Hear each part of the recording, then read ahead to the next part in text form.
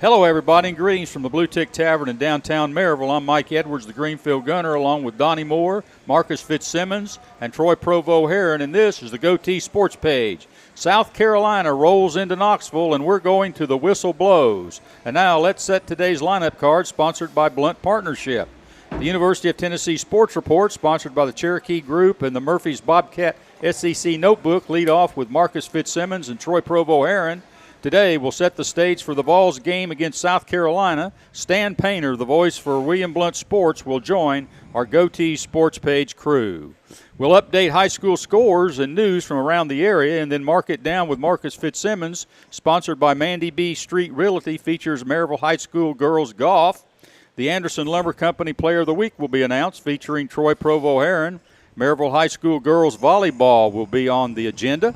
Marcus Fitzsimmons will discuss headlines from around the sports world before the Boyd Sports Spotlight shines on today's SEC football schedule. And finally, the Bowl Prediction segment closes the show as our panel will present their college football picks. And now it's time for the Cherokee Group UT Sports Report and the Murphy's Bobcat SEC Notebook, featuring veteran sports writer Marcus Fitzsimmons. Blount County sports voice Stan Painter is here with our Goatee Sports Page crew. Good morning to everybody, and welcome back to the Goatee's Sports Page. Donnie Moore is on vacation, Marcus. Won't be back for a couple of weeks, huh? I'm a poor substitute for anybody who's wondering about the intro music there. TVA Credit Union may owe us an extra $1 or so for that one, but I'm feeling it as best I can for Donnie. Yeah. Well, we're going to start off with letter rip. And I'm ripping. Dan, are you aware of this? No. Mike has decided we're going to let her rip first thing in the morning. Okay. It's early, but I'm going to let her rip. And I'm ripping black uniforms. Black uniforms this week. Tennessee wearing black uniforms for tonight's game against South Carolina. Black's not part of Tennessee school colors. The colors are orange and white. Orange and white is tradition. That's why you call this football program and other sports at UT Big Orange or Big Orange Country. It's been that way for a long time. I don't see any connection with UT and black uniforms whatsoever. So I've decided we're going to get 2 and 1 this morning because I've got a top 10 list. Oh no! I've got a top 10 list. A top 10. We're going to let her rip in the top 10. I'm going to rip them with the top 10 list. Okay. And you know, UT over there, it's all about gimmicks. You know, this is a gimmick tonight. You know, these black uniforms. And then several weeks ago, they had some uniforms that were supposed to be honoring Condridge Holloway that didn't really look like the uniform that he wore, which is fine and dandy, I guess. But gimmicks are gimmicks, and I guess the players like those alternate uniforms, and coaches like the alternate uniforms, and it's a lot of fun for them, but heck, why don't we let everybody else in on the deal? I mean, everybody else ought to be having fun too, not just the players, right? So I've got a top 10 list of gimmicks, and it's titled, What Gimmicks Could Be Instituted If Tennessee Wears Black Uniforms? What gimmicks could be instituted if Tennessee wears black uniforms? Number 10, stadium lights could be turned off and the game could be played in the dark. Just turn off the lights. Yeah. Number 9, the field could be painted black. Lights off, field painted black. Number 8, the SEC network could televise the game in black and white. The number 7 gimmick that could be instituted if Tennessee wears black uniforms, hey, why not have Darth Vader lead the Vols out on the field, huh? Forget Smokey. Number 6, the Tennessee fight song Down the Field could be replaced with a new tune entitled 6 Feet Under. Number 5, the gloom of the Southland Band could fire up a funeral tune on every Vol score. I like that, huh? Well, there's potential. There's sponsorship potential there. Yeah. Gimmick that could be instituted if Tennessee wears black uniforms. Number 4, all fans could be required to be dressed in all black to be admitted into the stadium. I mean, they're going to be wearing orange and white to the game. What are they thinking? I mean, this is a blackout game. Get your blackout and wear it to the stadium. Number 3, Elvira, Mistress of the Night, could replace Bob Kessling in the Vol broadcast booth. I like that. You know, back on Monday Night Football. I think it was Dandy Don Mayer said, there's just something about Elvira. I don't know what it is, but there's just something when they had a Halloween NFL I'm not going that far, but I would watch the alternative broadcast of the Elvira cast, like to do with the Manning cast. Yeah. The Elvira cast of the game. Absolutely. There you go. Absolutely. Number 2, Herman Munster, look-alike, could drive a hearse and lead the Vol Walk. And the number 1 gimmick that could be instituted if Tennessee wears black uniforms, the Vol coaching staff could wear all black attire, complete with a black cape, with their hair slicked back, downing some vampire tea. I like that. Huh? I'm not sure that's attractive on our coaching staff. That's the top 10, and in honor of Notre Dame that couldn't get 11 people on the field last week, Stan, I've thrown in an 11 and a 12. All right. Number 11 is they could use a black ball, no lights, black football, black ball, black field. I like that, all of that. And they could sell candy corn beer. Candy corn beer. You know, like Halloween, just throw the candy corn in there and have a big deal. I don't know. I'm just all over these black uniforms. I don't like them. I don't care anything about them. They look like Vanderbilt, for one thing. Stan, what Vanderbilt? You want to look like Vanderbilt? They don't look like Vanderbilt. They look like Greenback. Yeah. I don't like it either, Coach. And here's the thing. Tennessee's like a traditional powerhouse team. Not so much the last few years, but getting back to there. But do you see Alabama doing these gimmicks? Do you see Georgia? Do you see USC doing this? No. Notre Dame will break out the green jerseys every once in a while, but that's different. But Penn State, when I turn on the game, I want to be able to identify what the team is. Yep. And if Tennessee wearing black going back to the Condredge Holloway, if you're going to honor him, wear what he wore. Yeah, those uniforms that they wore a couple of weeks ago made the players look like insects. I mean, I know maybe that's a little harsh. I don't know, but it did. It just the stripes and all of that. It just didn't look good. And I'm not just ripping Tennessee here. I didn't like Notre Dame's look last week. I thought they were going to bring out the green jerseys with the gold pants. Yeah. Man, they were dressed in green. They looked like Martians. Huh? Really? Yeah. I don't know. I guess they deserved to lose right there at the end of the game dressed like that, but I don't know. Do you think that was a contributing factor? They couldn't count to 11 because they were so shocked by the green? Or maybe they got the green uniforms mixed up with the green field and they thought maybe they had 11 out there. I don't know. I guess. But, Purdue's black and gold. That didn't turn out so well when we played them, and there we are in black. And Army, we dropped them. We dropped them and gave them $2 million. Why do you want to put black on? They're black and gold, and then you got Missouri, they're black. That's right. I think. I like number 8 on the list, Mike. I'm going to give you props for that because you know what? Number 8. I would actually love to watch it in black and white. Yeah, it'd be great. High def cameras in black and white, but that would just be a nice throwback type thing. If you want to do a throwback game, do it like that with the old 80s ticker, scoreboard ticker at the bottom instead of the streamer. Yeah. That real blocky thing they had when they first were able to put the score on. I'll be disappointed if I turn that TV on tonight and all those people are in orange and white because they have missed the entire message, haven't they, Stan? Yeah. Huh? Black. Get it on. Get to the game in what black. If they put the stadium lights in black lights so that the numbers would glow? All you could see would be the numbers moving around on the field. Or how about some good black shakers? They used to have the orange and white shake. Get some black ones. I mean, heck, you can have some fun. I'm not as opposed to it. I'm opposed to doing it twice in 1 year. Yeah. Pick one. Yeah. If you're going to do it, one. Do the Condredge Holloway and leave it at that. But this isn't Oregon. You don't change your uniform every game. Exactly. Hey, let's talk about a little bit about last week. Tennessee defeated the University of Texas San Antonio 45-14. The Vols improved their overall record to 3-1. Stan, they've got 3 wins. They've paid $5.6 million for those 3 wins, bringing those teams into play. Has it really been worth it? Do we know anything about this football team a whole lot? No, I don't think so. but I guess now you're getting ready to find out the next few games because now it's they got one more cupcake on there. I guess UConn for homecoming game in November. Another million. Yeah, but other than that, they're getting ready to find out the next few weeks. They're going to be playing Florida-like teams and so forth. So you're going to see how much improvement they've had since, the disappointing loss at Florida. Yeah, and that was disappointing. Can't afford another loss now because if they was to lose today, their season's in trouble. Yeah. With what they've got left. Right. After losing to Florida, this is the way it looks now. Hey, this is a huge game today against South Carolina. That's what this is just a huge game. You beat South Carolina. Texas A&M is just a huge game. Every game now.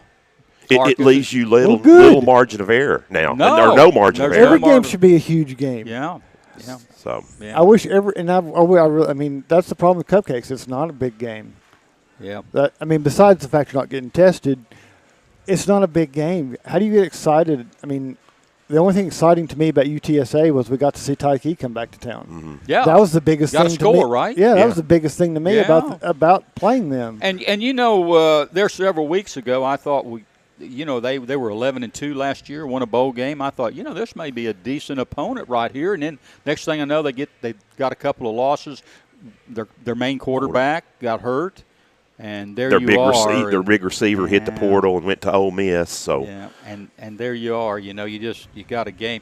Did you get anything out of it? Was there any takeaways from the game? We talked about, hey, Tennessee needs to run the ball. They need to get off to a good start. They need to create some 3-and-outs. They need to clean up some penalties. They need to mix up the offense. These are things we talked about last week going into last Saturday's game. Well, they answered some of those. The first play answered some of them. Yeah, really. And that helped their running game right there on the first play. And then got off to a good start. Yeah, I think they answered a lot of those questions right there. But then again, is it their improvement or who they're playing? Yeah, exactly. Can you do that against an SEC team? Yeah. And, Sampson coming on and reappearing after – he basically disappeared after the Virginia game. Yeah, I don't think he played against Florida, did he? Much? No, he wasn't. They said they couldn't work him in the rotation down there. Yeah. But I want to see is it SEC or they just – well, I want to see if they put him in today. I want to see how he plays against an SEC team. That's a young man needs to be tested, and we need to see what he's got. Yeah. Because he looks really good against the Cupcakes. Yeah. Stan – I'm looking at this schedule here of the next 4 games. They've got South Carolina tonight. South Carolina has been tested. Mm-hmm. They've played North Carolina, Furman. They've played Furman. Furman's a pretty good football team.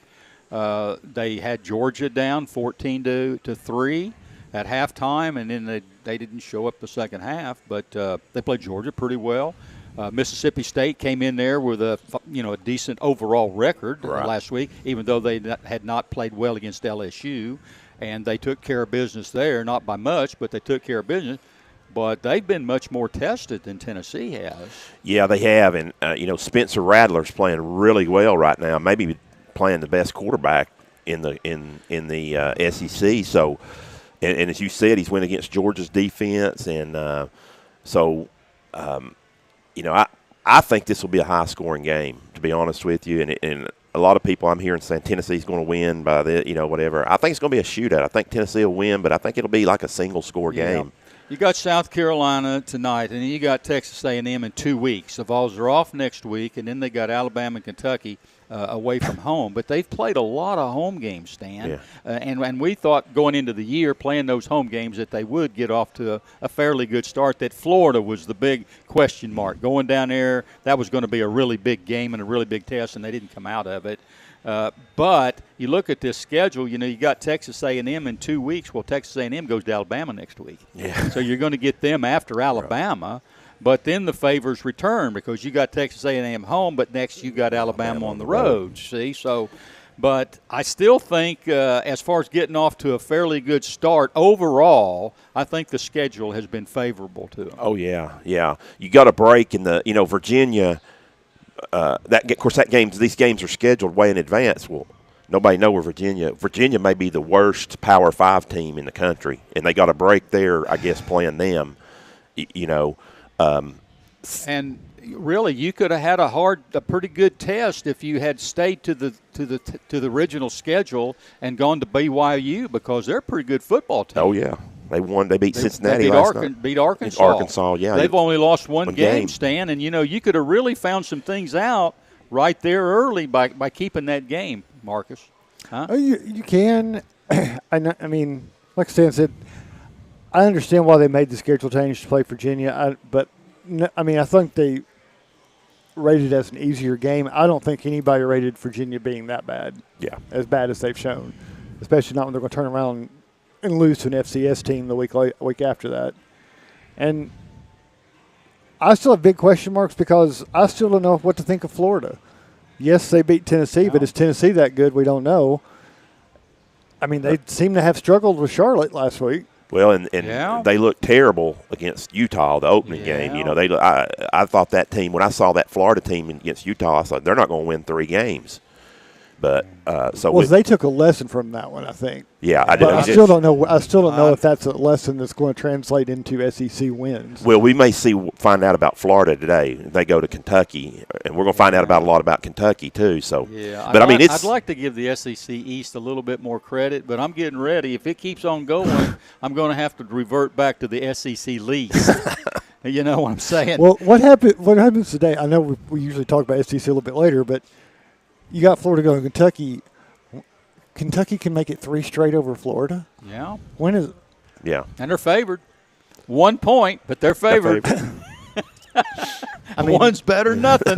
To me, it's just shaping up like a crazy year, and it's going to be one where, you got Georgia, but I don't think the SEC's looking as dominant as it usually does, and that's going to happen. Yeah. You're not going to look that way for 2 decades. Stan, I think one of the reasons that the SEC hasn't got off to the powerful start that they have in the past is there's just not that they don't have those quality quarterbacks in this league like they did. You look at the Pac-12 out there and the number of teams they've got ranked in the top 25 right now, in the top 10, the top 12.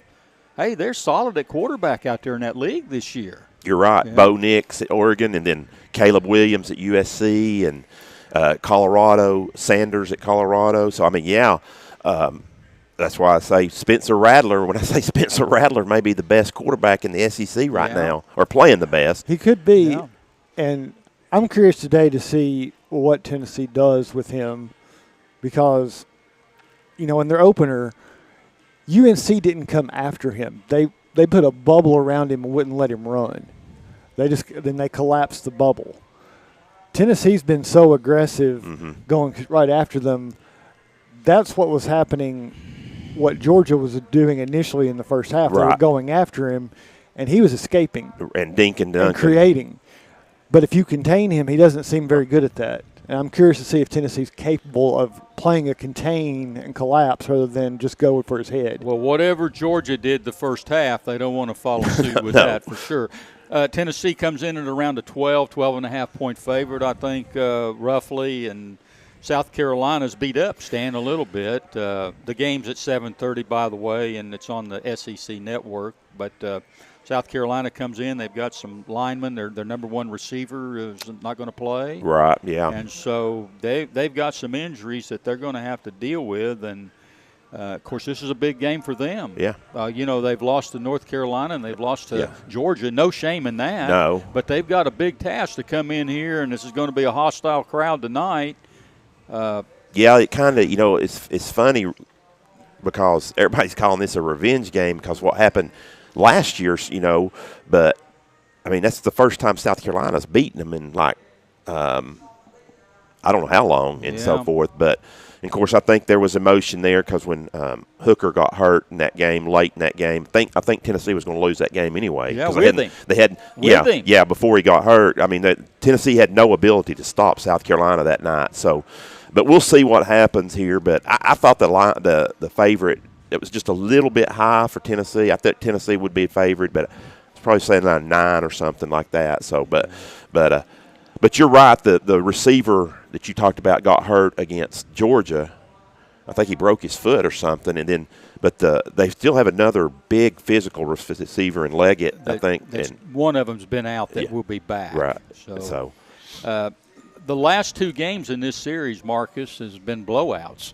You know, South Carolina came in here the year before last, and I think they lost that game 45-20. And then last year Tennessee was blown out at South Carolina. So what do you think? Is this going to hold true tonight, and Tennessee's going to put it all together and I have a hard time believing Tennessee's going to carry the line, and it's a possibility, but this series to me is more like what it was prior to the last two games, where it was, 3 and 4 points every year while we were going to overtime. This was just a back and forth type of thing, and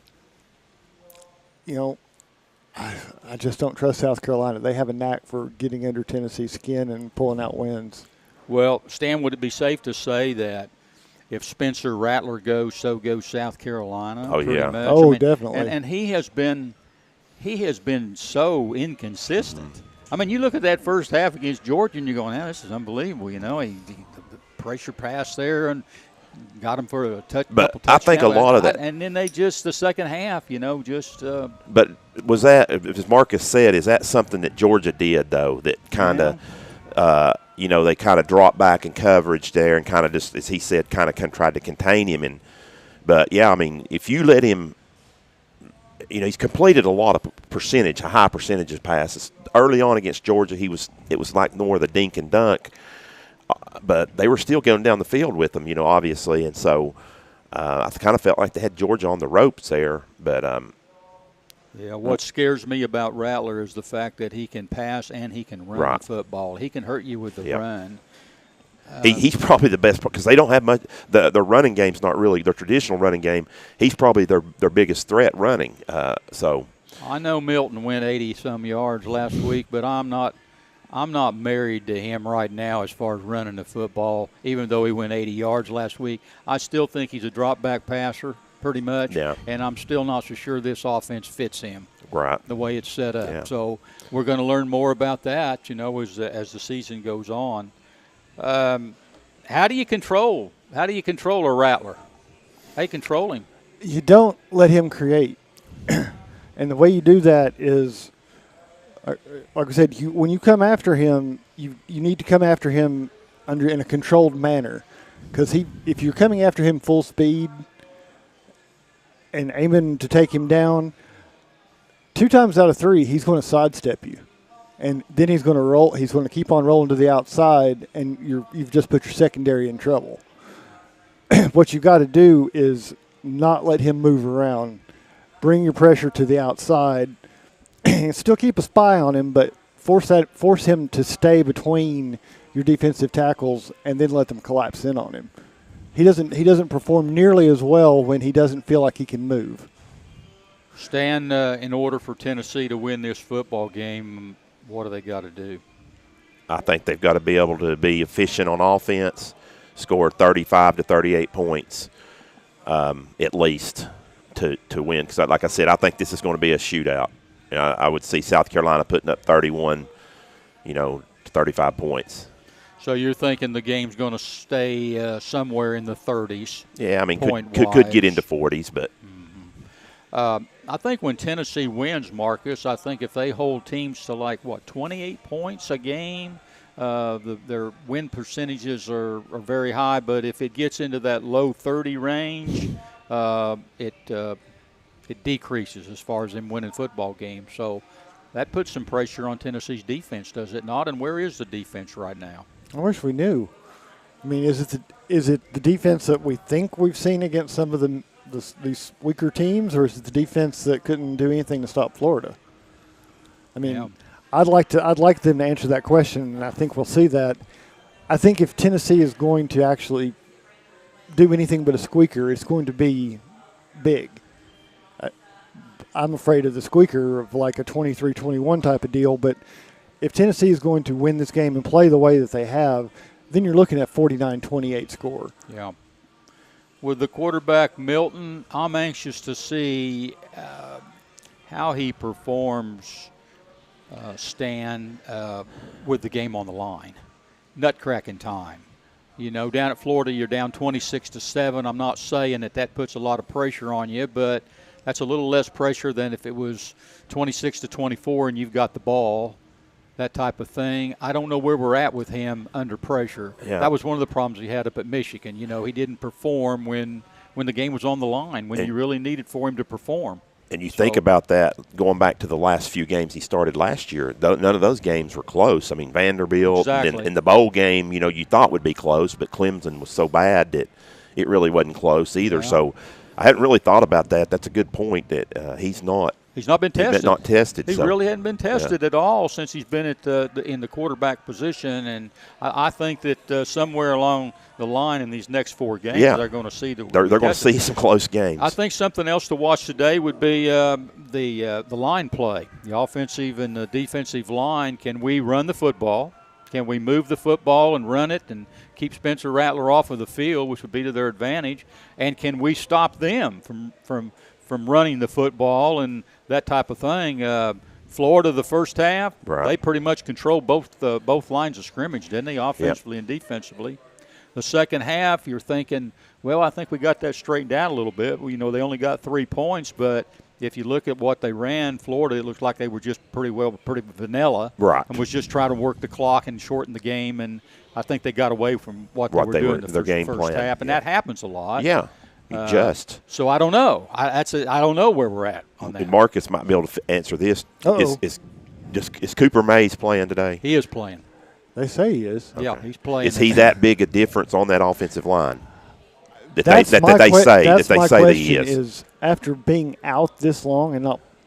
I mean, it's not like he was the part he was last year where he'd work with these guys in practice every day for 4 weeks at this point. He's been missing, so what kind of gel do they have on the offensive line, whether he's there or not? Because it's not been a cohesive unit. It's been a question mark that really in hindsight, we should have thought about that a little bit more when we were talking about how good Tennessee was going to be. But I think we kind of missed the fact that you lost some really good guys on the offensive front that have been there with a lot of experience, and you've got some good guys developing, but they're not experienced. Yeah, I'll tell you something else that might be worth looking at is Tennessee's secondary. Not only the pass defense, but the tackling stand. Yeah. You know, against Florida, cost them big time. Yeah. It was embarrassing. Some of it. I saw a couple of those. So I mean, they're going to get the test. I mean, the secondary is going to get a test today because Florida, they ran the ball is how they got that big lead. So I think this is the secondary's biggest test of the year. Yeah, against Florida, some of those bump tackles, I call them cute tackles, trying to be cute out there, and you got yourself in some big-time trouble. Marcus, there's no doubt about it, this is a big game. So let's just look at the scenarios. Uh-oh. Tennessee wins the game. I like your scenario so far. Okay, where are we at? You're at the point where you're not panicking because the alternative is so much worse. If you're 0-2 with 2 East games gone, you're in trouble for your goals for this year. But you win this game, you can kind of take a breath and say, okay, Florida was the Florida thing. It's not that we're as bad as we're afraid of. Because right now I think you still got doubts in your mind. Is Tennessee as good as we think they are? How big a factor it is? How big a factor is the outcome difference if you win the game? If you come from behind and win, does that still leave you some doubt? If you win big, does that eliminate the doubt and enable you to go on and get ready for Texas A&M, or does it matter one way or the other? If you just win the game, I think that you just win the game. Because any given Saturday in the SEC, you can have teams like, not play. Like the Georgia, I guess Georgia people, are they doubting because they only beat South Carolina by 10 points? So I think you got to win the game or you're in big trouble, as Marcus said. You're looking at playing you've lost all your you've got 2 losses. You may not even get to New Year's Day Bowl or whatever. So, but at the same time, if you get by the game, I still don't know if you've got all your questions answered. Because the SEC is just, even though we don't think it's as good, it's still brutal because you got big physical players, and it's going to be Texas. We just said this: Texas A&M, Alabama, Kentucky, Georgia, somewhere down that line. So I mean, there's no breathing. You better throw in Missouri. Missouri's unbeaten. I know they've played a lot of home games there. Yeah. But they're right. Pretty good offensively. Yeah. They're going to score some points. They beat Kansas State, didn't they? They beat Kansas State, so that was a big win. And I think Memphis went out there and played last week, and Memphis hadn't lost. You're right. So they've been tested in a couple of games, even though they've been home games. But you got to kind of throw them in the mix right now over there in the East, and you got to go out there and play. And you don't know. When it gets to that part of the season, exactly where you're at. Well, and then you got injuries to figure out too. By then, so. And then you got Georgia right there around Missouri. Yeah. Right there at the end. The end. I guess that's a good thing on the scheduling markets that Georgia was moved back there, because you'd be looking at Georgia right now, playing them right now. Traditionally they used to play them right now. Yeah. You'd have Florida and you'd have Georgia right now coming in here, when they made that move, I was all in favor of that, because when Tennessee was not doing well, they were done by the end of September. Yeah. If you lost to Florida and Georgia, you were done. Yeah. You were at that point. You were playing. Maybe we'll get to the Citrus Bowl. Yeah. I think that if you lose, if you lose in the next 4 games, you're really looking just to better yourself in a bowl, aren't you, Stan? Pretty much. Yeah. I mean, I can't see Georgia losing. I mean, with their schedule, I just can't see them losing an SEC game. We'll see. We'll see. I know they're not playing all that great. It's the same way. I mean, we saw it last year. They were very good defensively, and their offense took a little while before it was willing to show what it could do. But there's just – and I don't understand why Georgia's not getting off to these starts. They're not starting very strong in any of their games, but for some reason or another, when the game's on the line, they've been there, they've done that. They don't panic, and, it's just – they're going to be hard out. They've got the best player, I think, in college, Brock Bowers, the tight end. I mean, so I think when they get into these SEC games, you're going to see them more utilize him. Well, they're at Auburn today, and we'll talk a little bit about that a little bit later. Hey, we'll take a timeout here. When we return, we'll provide high school scores and news from around the area, and veteran sports writer Marcus Fitzsimmons will join us with his feature Mark It Down. You're listening to the Goatee Sports Page, Blount County Sports Voice, and now stay tuned for the best in local sports.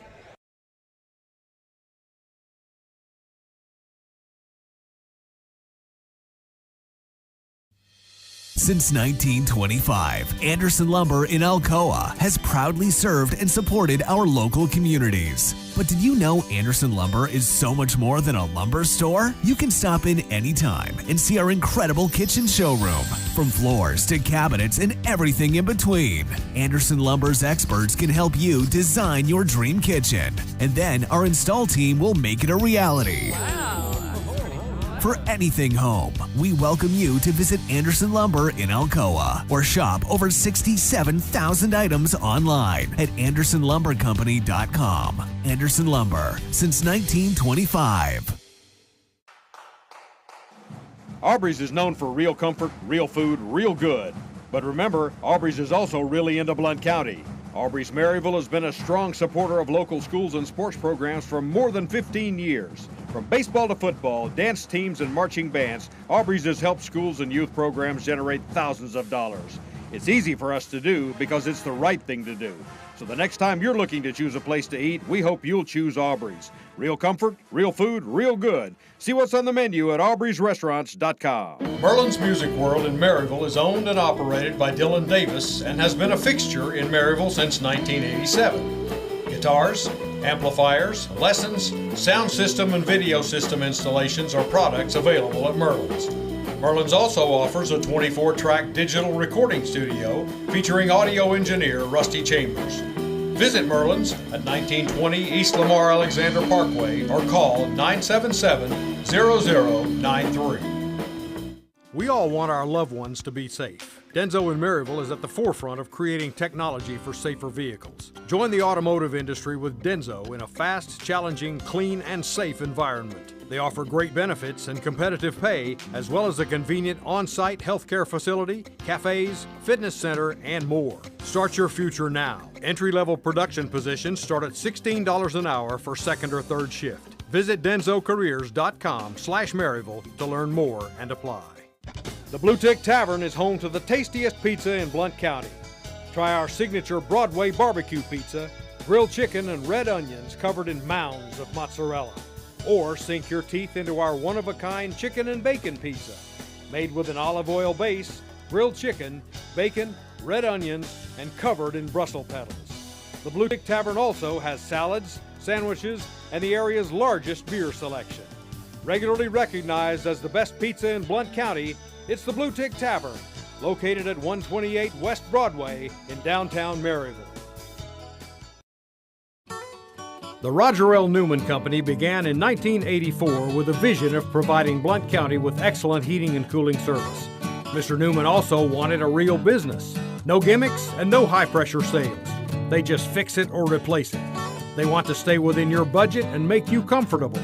Their motto still stands true today. Call us first, we'll be there. Call Roger L. Newman Company at 982-5446 or visit online at rogerlnewman.com. Cooler temperatures are approaching. Upgrade your furnace now for as little as $50 a month. Welcome back to the Goatee Sports Page. I'm Mike Edwards, substituting for a vacationing Donnie Moore, and it's time to look at scores and news from around the area. Blount County Sports Voice Stan Painter is here with me, and a couple of teams won championships last week. Maryville High School won the Blount County Volleyball Championship. They'll be on the show here a little bit later. And then Maryville High School girls won the District 4 AA golf title this past Tuesday. Heritage's Sophia Gambini won the girls' individual title by shooting a 77. So congratulations to Marcus, to all of those teams and schools for getting championships this week. Yeah, I mean, the postseason's here. It's hard to believe. It's still September, but we're already getting into district tournaments and region tournaments coming up, and we've got some guests coming up that we're going to give us some previews on some of that and to end the hour. Yeah, we'll look forward to that. I do want to mention that the Tennessee Smokies won a Southern League championship, the first championship for the club since 1978. The team was the Knoxville Sox, I believe, at that time, weren't they, Stan? Yeah. And prior to that, 78 title, it was 1974, so it'd been a while. I remember those days as I was a young kid, and I'd just go down to Bill Meyer Stadium and watch them play. And gosh, it was. I'm glad they finally won one while they're still in Sevierville. Yeah. They've been there for 25 years now. Yeah. I mean, the town deserved the title because they came so close with that roster that ended up being the heart of the Cubs World Series roster a couple years later. They got to the championship and couldn't win the series. Yeah. And then next year will be their last year, and then they'll be moving on back over here to Knoxville to play. Let's talk about some high school football last night, and we'll go ahead and start off with William Blount. William Blount improved to 5-2 last night. They beat Union County 56-0. Stan, big night offensively for them, and I guess you can say the defense has been struggling the last few weeks, found themselves last night, so to speak. So that assures William Blount of at least a 500 season after not winning a football game last year. Right, yeah. And with Saudi Daisy, looks like that's a possible win. Yep. They're going to have to work hard against Dobbins-Bennett and Jefferson County. I'm beginning to believe that this might be a William Blount Dobbins-Bennett year. Okay. Because DB went down to Elizabethton last night. Yeah, they did lose last night. They've got 3 losses, don't they? Elizabethton hadn't lost a football game, I don't believe, though. That's pretty good football. I know, but that's an Alcoa beating a Maryville type situation there. All right. Okay. But much improved. Yeah, they're much improved. You know, this game was scheduled in November of last year, and William Blount was coming off 0-10 season, so they were just looking for wins. So, in hindsight, you probably shouldn't have scheduled this game, but you know it was on the schedule. They had a lot of young kids got to play. It's not Sunbright. Yeah. If you've checked the standings, they've scored one one touchdown so far this year. Yeah. Knoxville Halls defeated Heritage last night, 38-28. Stan Heritage they now dropped to 2-5, and you know, I don't know what it is about Heritage and the William Blount series, but it seems like whoever wins that game, you know, goes on and you know makes some things happen during the season. At least that's been the case the last couple of years. And Heritage lost that game, and now they're reeling. They are, and you know they're back against the wall now. I think to make the playoffs, they have to beat Central. Well, they're 0-3 in the region, so. Yeah, they're going to have to beat Central to get into the playoffs. Central lost Oak Ridge last night, but they're a good football team. And Halls had only lost one game. I think Powell beat them, didn't they, the week before? Yeah. So, anyway, Maryville. Let's talk about Maryville. Maryville last night lost to Bearden 21-20. Bearden, one of those schools, they got a 4-2 record, but both of those losses were by the skin of their teeth. And sometimes, so to speak, things all even out. You know, they lost a close one to Alcoa. They probably should have won. And West, then too. They lost to West in a close football game. And then last night, the luck turned over. So kind of, I don't know. Sometimes things, they even out. That's what they say, don't they? But Maryville now, they have 3 losses on the season. I think Marcus said for the first time since when? Since Quirrell's first season. 2000. So we're going back 2000. It's been 20 years. You know, that league, everybody just beats up on everybody else. You know, some leagues you've got, say if you got 6 in the league, 4 pretty strong, 2 of the teams not so strong. That side is pretty well strong from top to bottom. Yeah, I mean, you might say Hardin Valley is not, but the other 5 teams in there, I think they can get in on a given night. You know, I look at Farragut in that league, and they're 0-3, and they've played them all 3 tough. The 3 losses in the region are really tough. So, you know, and that's a team that gave West all they wanted for basically 3 quarters, but yet they can't win a region game yet. Yeah. So where does this put Maryville? Are they in jeopardy of possibly not making the playoffs, Stan? I mean, it's kind of a crazy thing if they don't make the playoffs. Of course, it'd be history because it's been forever. I'm sure on that. Marcus, you'd have to go back and really see when they hadn't won the playoffs. That would test my research. Yeah, you'd have to go back and test that. But if they do get in, heck, we talked about before the show, they could go up to Jefferson County and beat the number 1 team in that other region. So as strong as that region is, so just getting in is important. Yeah, it is. And so I think it'll come down to they got Cleveland. So, you know, I think they're going to beat Cleveland and Farragut, right? That's the 2 region games left. Right. If you win one of those, I think you win one of those 2, they'll get into the 4. You know, if you win both of them, I think you probably get 3rd. And Farragut's got a lot of that Bearden in them. They're playing just good enough to get beat. Yep. You know, playing everybody really tight, close games, and just not coming out. Greenback played Rockwood last night. Rockwood won that 35-20, and Greenback now drops to 2-5, and I would assume they're in danger, maybe of not making the playoff. They're in that middle 4-5 spot, which is that really precarious position. So they've got to win the ones that they should win, if they're going to try to make the playoffs. I mean, you've got a Sunbright game out there that is going. I mean, I hope that's homecoming for Greenback. I haven't looked, but you know. For once, that region actually has teams stacked in it, so you're not just getting in just because you're in a region. There are 7 or 8 teams 7 or 8 teams, yeah. And, you know, so they're only scheduling 3 non-conference games. So Greenbacks, if they've got some holes and they know where they are and they know what they've got to try to do. Stand back to William Blount real quick. If they were in the region with Alcoa, they would be in the playoffs right now, and they would be undefeated in the region, and it would be between them and Alcoa. Is that a positive statement to make? Yeah, I don't know. They've beaten Union and they've beaten Austin East. So I don't know. Alcoa last night went over to West, and everybody expected this one to be a knockdown, drag-out, tough fight, but Alcoa really all over them, 24-7. Marcus, you were there. It was a fantastic game to watch. I was sitting with Marty and Heath, and that can just make a game for you when you watch an Alcoa game. But I think we were all shocked by just how well that the defense played out of the gate.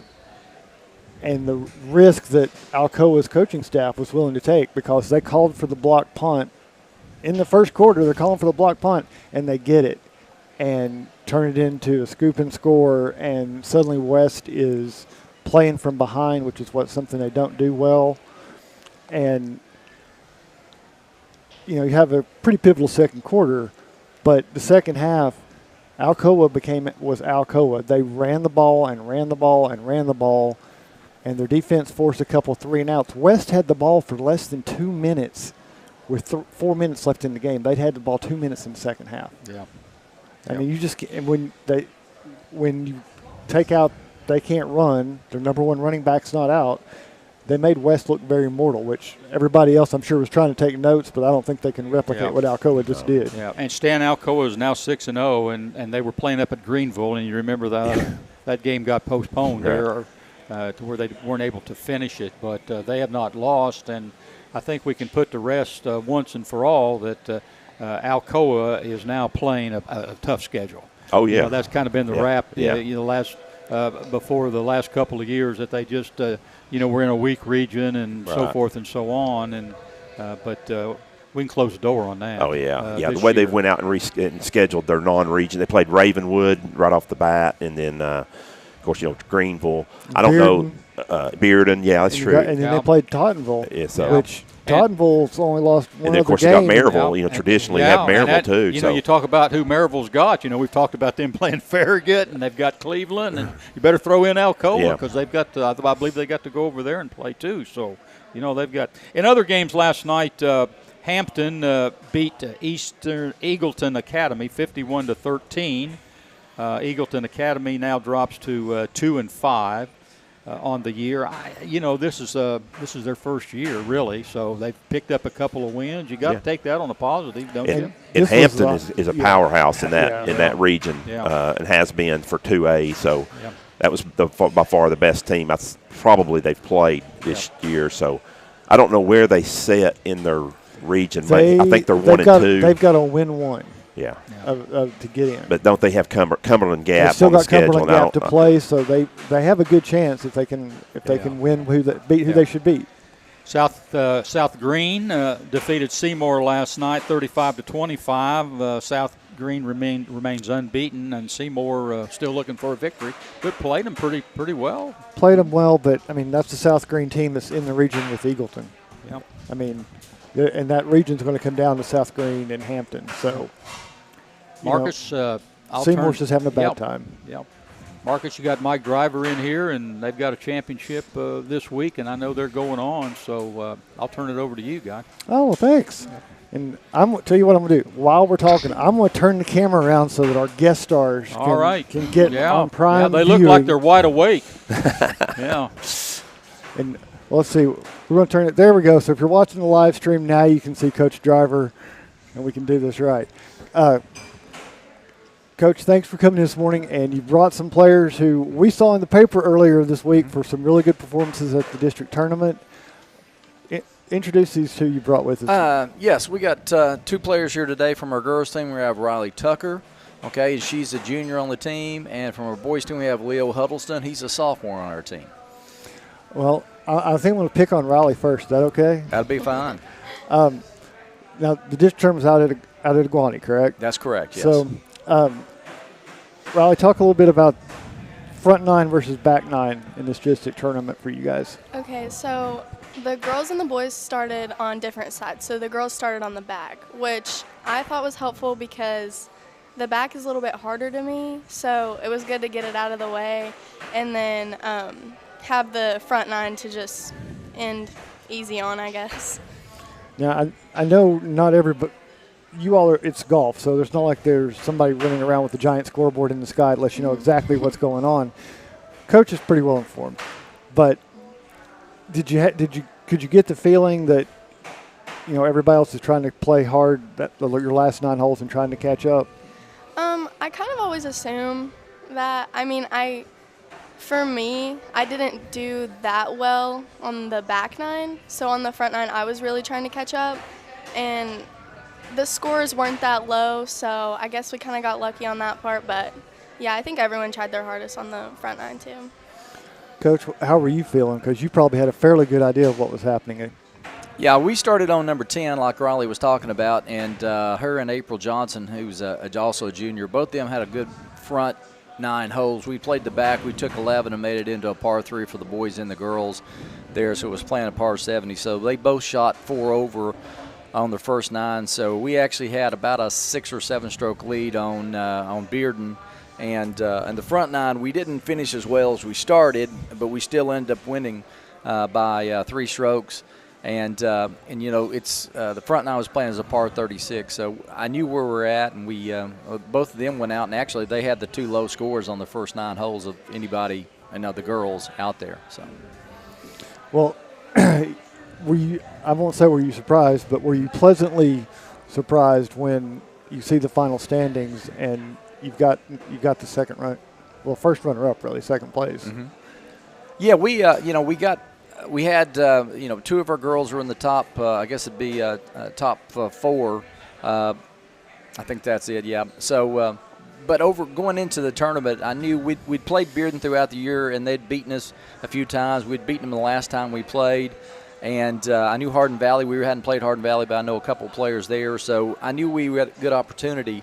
In Farragut, we'd played in and beaten them. But, they had to go out and do it on that day and go out and last year we'd lost to Bearden by 1 stroke in the district tournament over at Willow Creek. So, they did what we needed to do, which was bring home. And I told them, I looked back at the records, and the last time we had a district girls championship tournament trophy to take home was back in 1998 when John Cate's daughter, Lori Cate, won. They won 4 in a row. She was a really good player then, went on to play at Ole Miss. So, yeah. And that's strange because you've had some really good girls' teams over the years. We've had some really good teams by our district. I've been coaching this district since 99 through either 1 or 2 teams. And so there's some really good teams that's going to compete at the state level every year out of this district. And there's been some good teams over the years from Heritage has had some really good teams. William Blunt's had a couple of good years when they had some really good players. Of course, Farragut's had some really good girls over the year, Bearden. And so, it's a very competitive district every year. And so to bring home a championship, that's really good for these young ladies in the high school. Riley, what group were you playing with? Who else was in there? I was playing with Maya Hira from Bearden, and I was playing with Harper Holmes from Farragut and Leona Patel from Hardin Valley. So obviously players you kind of know. Yeah, they're my friends. Playing in that sort of situation, it's kind of interesting because you're all competing against each other, but you got the team thing going on. Does it make for a calm day, or is it a stressful day when you're out with that kind of a group? Well, for me, I've played with those girls for a long time, so I know each of them, and I'm friends with each of them. So it was kind of calming to I just felt, comforted knowing that I can, talk to them if I'm struggling or, just lighten the mood a little bit. So playing, of course, what, is there a hole at Iguani that you were just like, this is the one I've got to make the good strokes on, this is the one I've got to play well? Yes. Number 2 is a par 5, and your second shot goes over the water. And sadly, I did not make it over the water on my second shot. But that was the hole that I was kind of most nervous for, just because it's one of the more difficult ones. Leo, we'll transition to you. What is there a hole at Iguani that had in your mind you had to do well on? Number 3 at Iguani. It's really difficult hole. You got to lay up perfectly in the fairway between the bunkers and the water. Then you got to hit another perfect shot, and the pin was tucked back right, protected by a tree. Just a really difficult hole to attack. A par in that hole feels like a birdie any day. And you finished with a 74, right? Yes, sir. So, do you feel good about that score as to how you would normally play Iguani? Well, it wasn't my best, certainly, but it was good enough. I mean, surviving events. Coach, talk a little about the boys' team. I mean, you're going on to region. Yeah, it's in our region this year, probably Bearden has been the strongest team, and they may have not had their best day. And that's the thing about it is that we've got really, there's 5 teams that were competing for those 3 spots to go on, and Oak Ridge has 3 really, really good players. And thank goodness for us, they're 4 and 5. Well, let's just say they were not so good. So because they had really low scores, but they were still just barely outside. They were at 316. And then Farragut's got a really strong bunch, especially at the top. And it came down to where there was really 6 strokes between first place and fourth place. So, the guys during their first 9, I didn't think we played our best golf, and I'd say they'd probably tell you. Leo went out and I think shot 38 on his first 9, so he played pretty steady. And we had another young man shoot 38. But we really made a move on the back, the last 9, which was 10 through 18, where I think we shot 6 over on the backside, like a 146, which would have been. So that really, put us in a position to qualify for the region. And like I said, our district is very strong in boys golf, and so I'm happy for these guys because, they go as a team, and that pulls some people that wouldn't have made it as individuals. We played over at Three Ridges early in the year and played pretty well in the 5-star prep, so we know the course, and, anything can happen over there. And you've set me up perfectly. I couldn't have asked for that. I was going to ask, my next question was for Leo. I was going to ask him, what do you think about Three Ridges, and how do you what kind of feeling do you have for that course? Well, I mean, me personally, I love Three Ridges. I play well there. I love the course. Yeah, it's always in good shape, I feel, in the summer. Winter's good shape, but in the summer it really plays well. Now, the tournament's during the day, so I think Maryville City Schools needs to apologize for scheduling fall breaks so you don't get out of class for the district, for region tournament this year. You're just already on break anyway. Does that make it a little bit easier, though, because you're not missing class and you're not having to worry about, I've got to get back and get this done and all that sort of stuff? Yeah, it definitely does. It helps you focus just more on the golf. You can't really, after the round, as soon as I was finished, I was thinking, got to make up stuff, homework and stuff. But, yeah, it makes it a lot less stressful, certainly. Coach, it's a little bit easier on you, too, as far as making sure getting everything done, right? Yeah. Anytime you're out of school, you got to plan for the students to do some things. And both these players here are student athletes. Are both really good students, and they missed a week last week, so it's we're going to play a practice round on Sunday afternoon, and then we'll go over there, and they don't have to. Hopefully, the only thing on their mind is on Monday is going out and focus on shot by shot, not thinking about anything else, but each shot they play. Well. So let's go. You got the practice round tomorrow. Yes. So Monday. How long is a break?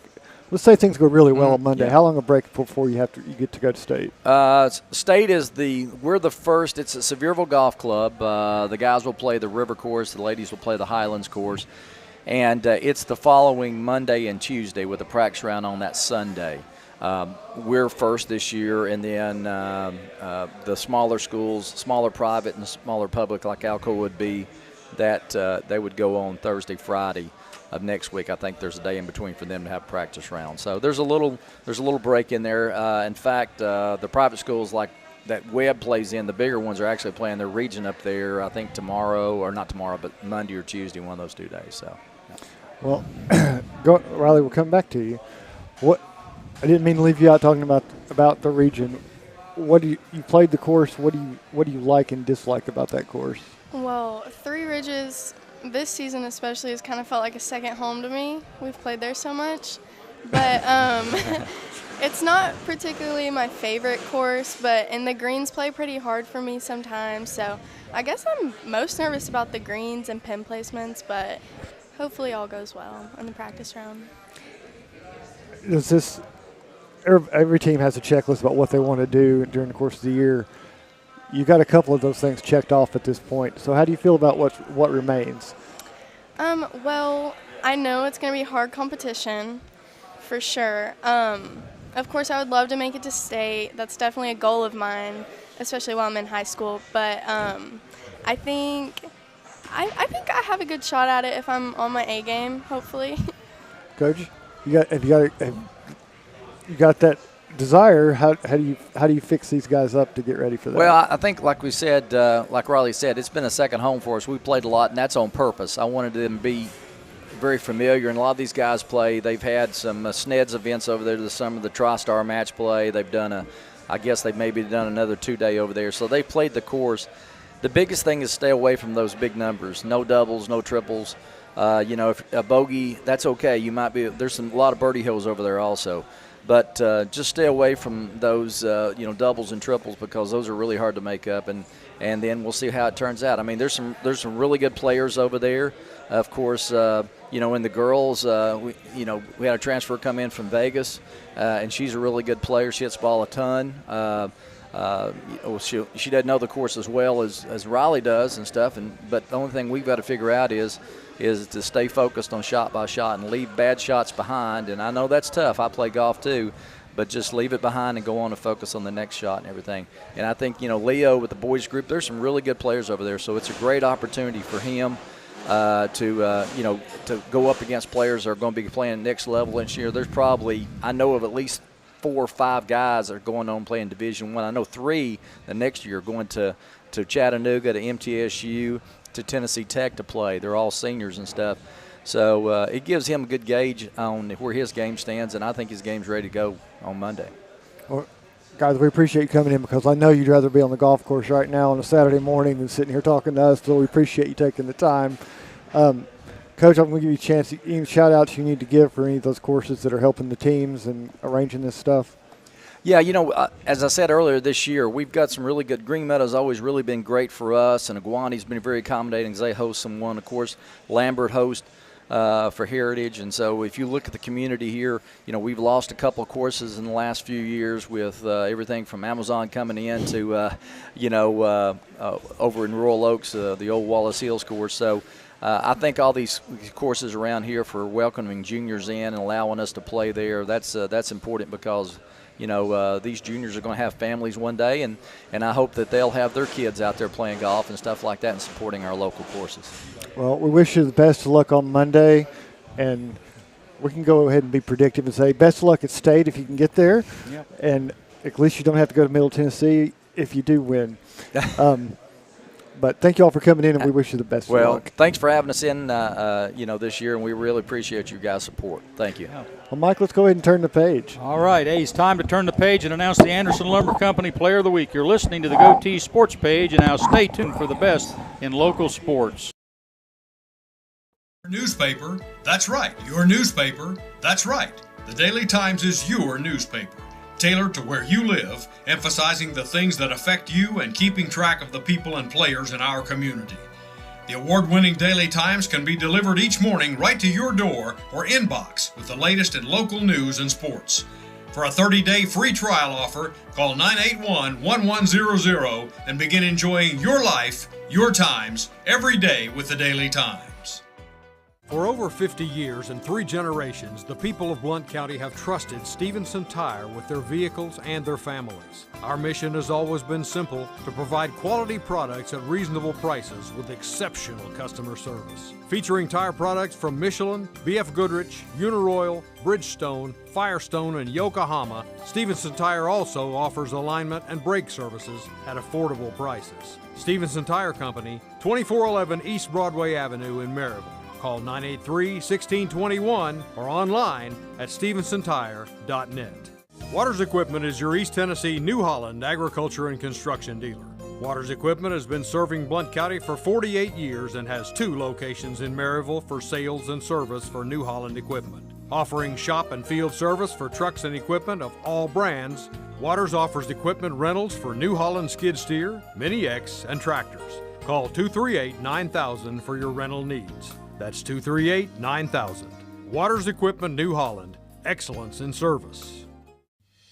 Since 1925, Anderson Lumber in Alcoa has proudly served and supported our local communities. But did you know Anderson Lumber is so much more than a lumber store? You can stop in anytime and see our incredible kitchen showroom. From floors to cabinets and everything in between, Anderson Lumber's experts can help you design your dream kitchen. And then our install team will make it a reality. Wow. For anything home, we welcome you to visit Anderson Lumber in Alcoa or shop over 67,000 items online at AndersonLumberCompany.com. Anderson Lumber, since 1925. Aubrey's is known for real comfort, real food, real good. But remember, Aubrey's is also really into Blount County. Aubrey's Maryville has been a strong supporter of local schools and sports programs for more than 15 years. From baseball to football, dance teams, and marching bands, Aubrey's has helped schools and youth programs generate thousands of dollars. It's easy for us to do because it's the right thing to do. So the next time you're looking to choose a place to eat, we hope you'll choose Aubrey's. Real comfort, real food, real good. See what's on the menu at aubreysrestaurants.com. We all want our loved ones to be safe. Denso in Maryville is at the forefront of creating technology for safer vehicles. Join the automotive industry with Denso in a fast, challenging, clean, and safe environment. They offer great benefits and competitive pay, as well as a convenient on-site healthcare facility, cafes, fitness center, and more. Start your future now. Entry-level production positions start at $16 an hour for second or third shift. Visit densocareers.com/Maryville to learn more and apply. Merlin's Music World in Maryville. Tavern in downtown Maryville. This is Mike Edwards along with the rest of our broadcast crew, and now it's time for the Goatee Sports Page Player of the Week segment featuring Troy Provo Heron, sponsored by Anderson Lumber Company, where quality service is always a priority, proudly serving Blount County for over 75 years. Good morning, Troy. Hi, Mike. Good to see you. Yeah, a little late. I apologize for that. I know. You're rare around here than a two-headed goat. I know. Buddy. It's hard to find me. It's hard to catch me for anything longer than like 30 minutes, but I try my best. Well, it's all yours. Have a good segment, buddy. Yeah, of course. I try my best. I'm joined by the district champion, regular season district champion, Maryville Lady Rebels of volleyball, joined by volleyball coach Chris Hames, Shenny McClellan, and Madison Bethea. And Coach, first off, congratulations on yet another regular season district championship. Just kind of take me through what it means to kind of be the #1 seed going into the district tournament. Obviously, it means a lot for us. I came in, I think, in the beginning of the season, and I said that our district was tough. We had some teams that have kind of really picked it up. So for us to come out district champs is huge because our district is so strong, so it helps us a little bit in regards to our first game in the district playoffs, which starts obviously Monday. But it's a great win because we lost to a team and then we beat them in the district game that counted, so that was huge. And obviously these two girls are a big part of it, so I'm just proud of them, and I feel like we're really peaking right now. And obviously I told you have to be good in October, so I really feel like we're on a push like we have been in the last couple of years. Shenny, when you go through a regular season like y'all have, with all the tournaments, all the good teams that you've played this year, state tournament teams, yada yada, this district being as difficult as it is, just to sit here and be 31-11 regular season district champions, what does that say about the team and how y'all have managed to come together and play some of your best volleyball this year? I think it says that we work really hard to be here, and we put in a lot of effort to get where we want to be. So. Madison, there was a lot of unknown coming into this year. Obviously, you lose some really important pieces from last year's team. Just was there a point at any point this season? Was there a point where y'all thought, "Oh, we still got this. Like we're fine. We're good, and we don't have to worry about what we lost, but we really care about what we have." Yeah, there was definitely a moment, like at one of our tournaments we had, like we played really hard together, and you wouldn't think we would play that good considering who we've lost, but we did really good. Chris, we talk about this, I think, every time you come on the show, but the schedule that you put together every year to kind of challenge these kids and make sure that they are playing their best volleyball in October. When you look at some of the tournaments you've played, you look at how many teams made the state tournament last year that you've played on your schedule, just why do you kind of go about it always as the thing of, I want to challenge my kids regardless of what we have? Obviously, I'm always want the kids to be pushed. We have to beat those teams to make it out of district, to win the sub-state or win the region, and then obviously compete at state. You have to play good teams. You can't kind of roll and be 40-0 and then expect to be able to compete at the highest level. We've probably played the reigning state champion about 5 times. We've beaten them twice. They've beaten us 3 times, and they're an amazing team. But I think you find what you need to work on. I think you have to work together as a team when you're pushed, when every point counts, when you can't take points off. And I think that is where you see the growth, and I really feel like we've seen the growth. Obviously Shenny's was a middle, has been a middle all her life, and she's hitting on the outside.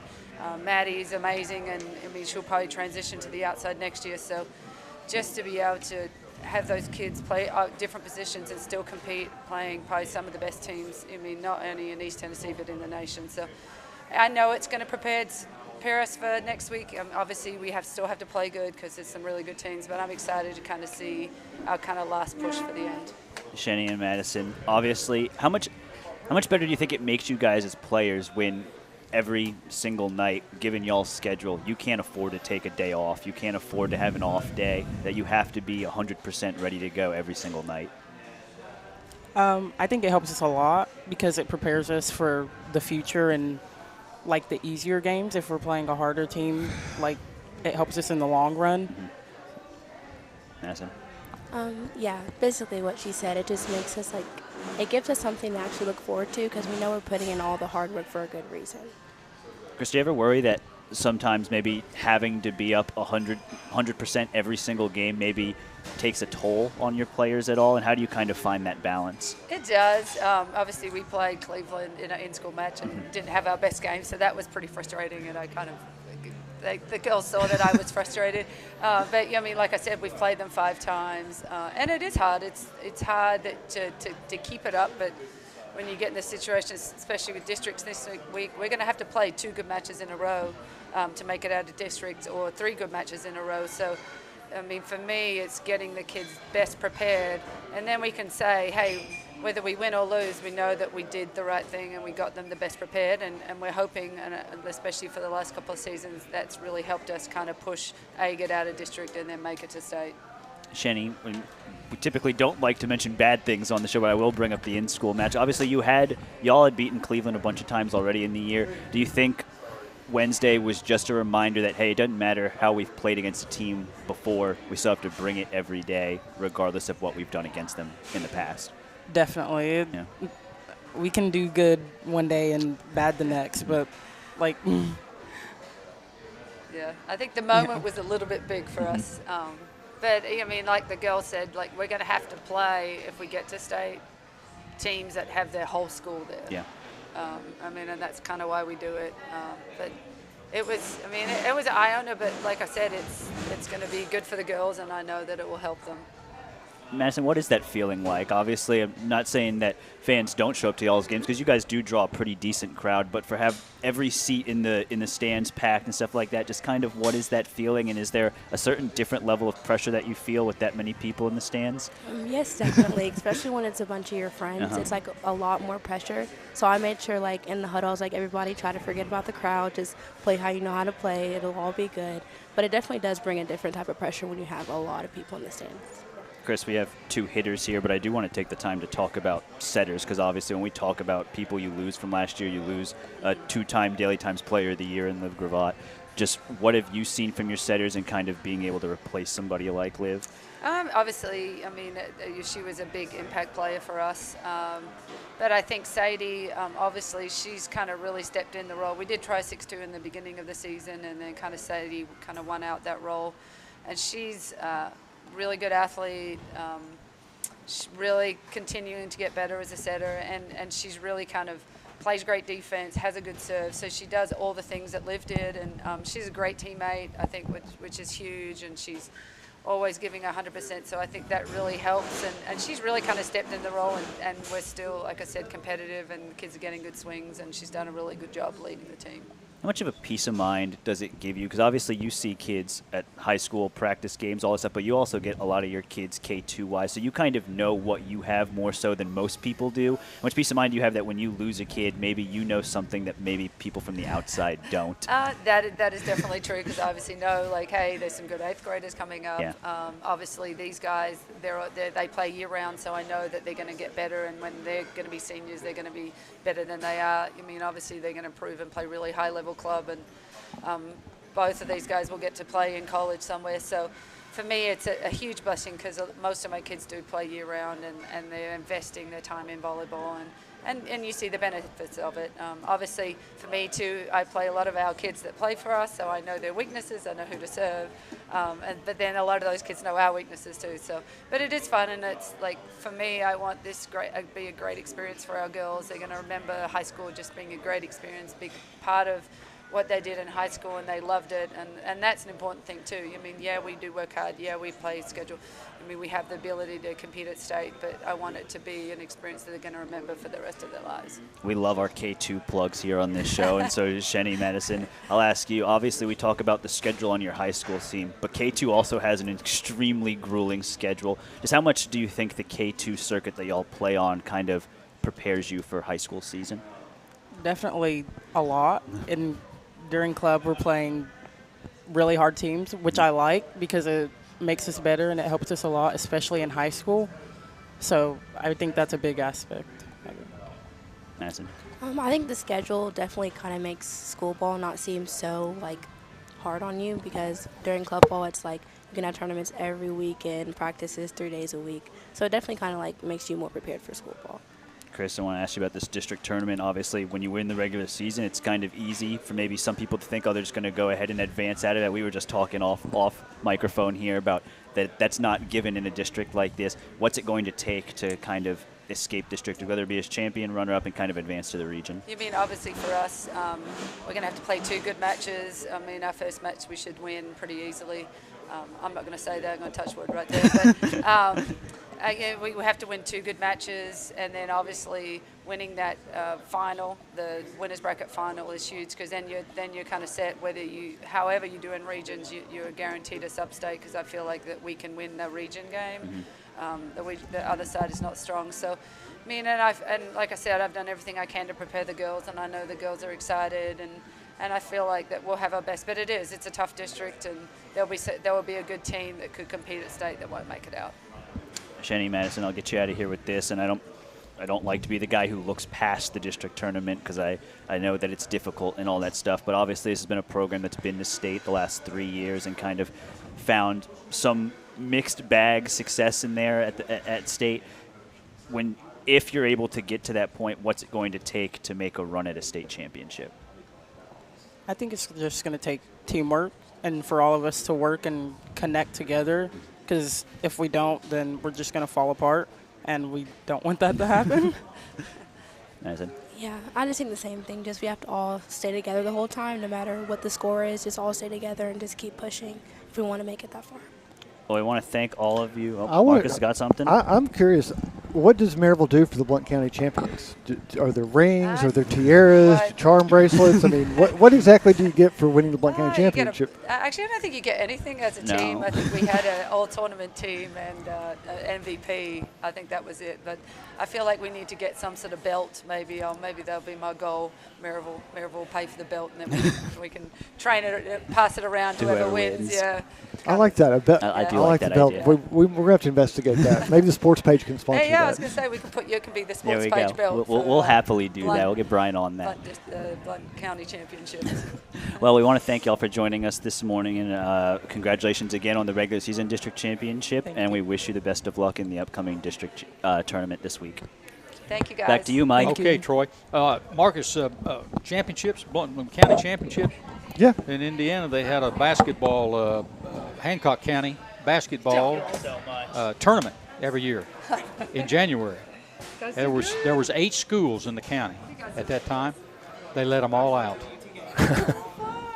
It was a 3-day tournament. School was out on the calendar for 3 days, so that you could go to the Hancock County basketball tournament.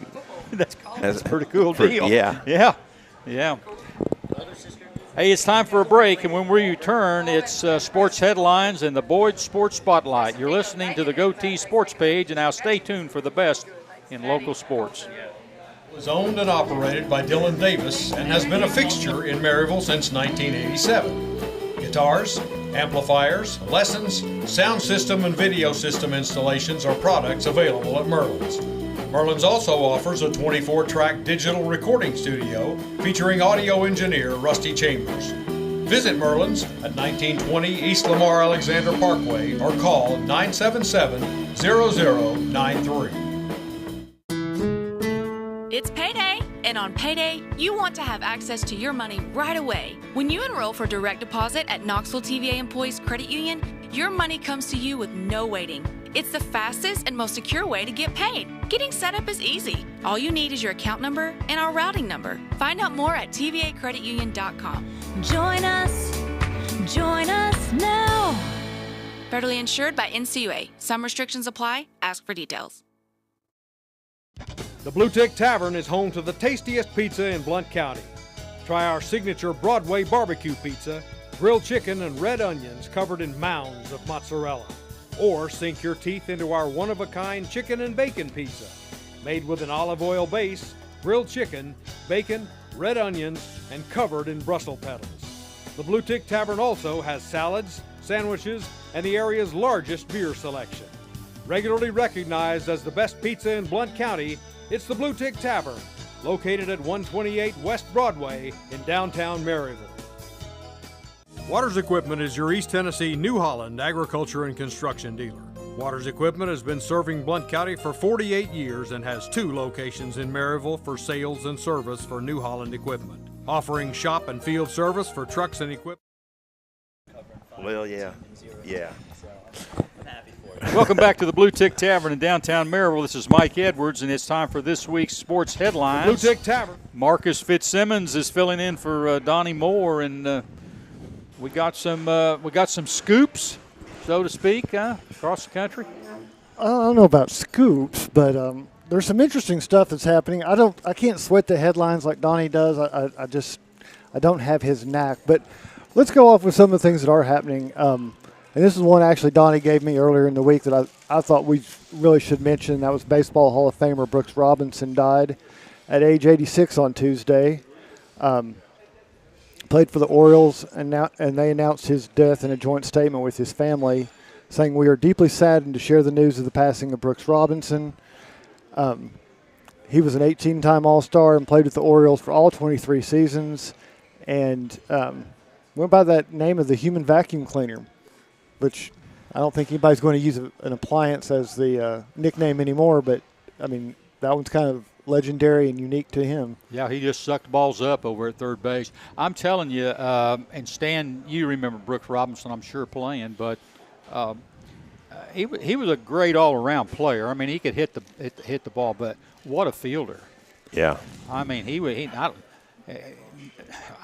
can fill a house up with golden gloves over at third base. But I remember him in World Series games where he really came to the top, made some big plays over there, unbelievable plays at third place, and played on some great Oriole teams. I know 22 years, you go through cycles, but when, Earl Weaver was coaching that bunch, and he had some pretty good players that go around him. They had really good pitching, and the Boog Powell over there at first base, I think, and it was just a great period of time for Baltimore Oriole fans.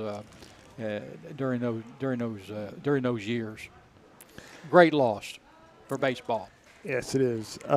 Move Charlie up the list one more notch. Move Charlie up the list. It's very important to say every time we get one of these. Yeah, that moves him on up. I saw somewhere last week where Bobby Shantz. You remember Bobby Shantz, the left-handed pitcher for the New York Yankees? I'm sure Troy doesn't. He was that was way before his time. But you always do this. I saw I'm not that old. Bobby Shantz has got to be up toward the top of the death list. He's 99. He turned 99 last week. Little old bitty guy used to play for the Yankees.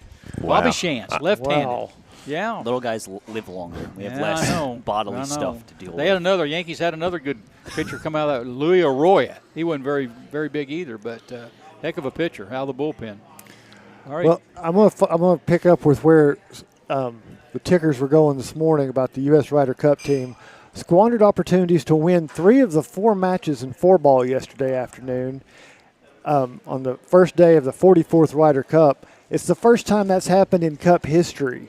And they came out when play started, I think, around 2 this morning. They were trailing Europe 6.5 to 1.5. But every one of them just got to 18 and blew every one of them yesterday. It was kind of amazing to watch a team implode that way.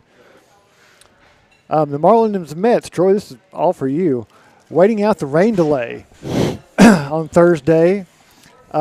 Waiting for that playable window, and at this point in the season, MLB is who decides whether it's playable or not, and it never arrived. The latest indication is that game is now going to be played on Monday after the end of the regular season, as it is going to be pivotal to the wild card race. It is, because the Cubs are they're floundering, they're choking, they can't beat nobody. The Cubs looked up at the standings and said, "Oh no, we can't do this," and they've given it away. They didn't get any help with schedule makers. They did not. Having the Braves 3 games and Milwaukee 3 games all on the road, that was a tough break. It's really tough on your schedule. So coming forward, so I don't know, but they've had some chances to win some of these games. Yeah, they've been in. So there's a lot of extra inning games. Yeah, they were in an extra inning game last night when I went to bed with. I think Milwaukee. Milwaukee, the Brewers. Yeah, they were in the 10th inning. So that game on Monday, they'll pick that up as a suspended game, right? Correct. Yeah. And it's big for, and maybe nobody else cares about this but me, but that's big for things like fantasy baseball, where this is championship week, so you're sitting there hoping you can get some extra points on a Monday and maybe catapult some champions after the period ends. Well, this one, it happened on Saturday last week, but it's worth mentioning. Haley Van Voorhis, safety at Division III Shenandoah University, became the first woman non-kicker to appear in an NCAA football game against Juanita. She came on in the first quarter with Shenandoah was already up by 26, and she got a quarterback hurry on 3rd down. And if you've seen the clip, she should have been flagged because he got rid of the ball and she laid him out anyway. She's 5'6", 144 pounds. And she played on junior varsity up at Shenandoah. She's also a member of their track team. And to note that most people have been leaving out, in 2014, Shelby Osborne became the first woman non-kicker to participate in an NAIA program. She was the first college non-kicker overall in NAIA. She was playing at Campbellsville. But, Troy, I just want to ask, because you covered Maryville College. I did. Maryville College was up there the week before this. They played at Shenandoah the week before she got to play. What did Maryville College do wrong that they weren't going to let her on the field? I don't know, and I covered a game where Shenandoah came to Maryville College 2 years ago, and she didn't play, and so that's just my luck that a cool story like that comes across the ticker, and I'm no longer part of anything to write it. So maybe Maryville College didn't let them get up 26-0 in the first quarter. That could be. That might have something to do with it. Yeah, that's big. That's a shout out to Ben Fox there. I still think she should have been flagged. If you watch the video. Yeah, I mean, you got to treat everybody equal. I mean, the quarterback got rid of the ball, and yet she laid right into him, and he's on his back. So it was a good hit. Staying with football, former NFL quarterback Colin Kaepernick wrote a letter earlier this week to the New York Jets offering his services to the struggling team. I saw that. In a letter released by the rapper J. Cole on Instagram, Kaepernick, in a letter addressed to the Jets general manager Joe Douglas, says he would be, quote, honored to join the team and lead the practice squad with the sole mission of getting your defense ready each week. And then followed up with basically, in case somebody else gets hurt or you need to make a change, I'd be willing to step in and run the team too. Okay. As your quarterback. I have a few things about this. Number one, when I walked into this show today, granted 30 minutes late, the last thing I ever expected was to hear J. Cole come out of Marcus's mouth. So J. Cole's my favorite rapper, but that's just shocking. Two, he might not be any worse than any of the guys the Jets got right now. I mean, I'll go ahead and I'll say, Zach Wilson don't look like you know what team he's on, and Trevor Siemian, every time he's played in the NFL, throws the ball to the other team. I'm not sitting here saying Colin Kaepernick would be the best quarterback in the league. He'd probably be number 30, 31, or 32, but he can't be any worse than what they got going on right now. Zach Wilson's awful. Do you think there's any coincidence that the letter was released and 2 hours later they signed Siemian? No. I mean, I don't. I just thought it was interesting timing because literally Instagram comes up and we're like, well, that's kind of a footnote. And then they went and the next thing is the Jets have signed the backup quarterback. Almost like they were under pressure to do it. He's been pretty idle.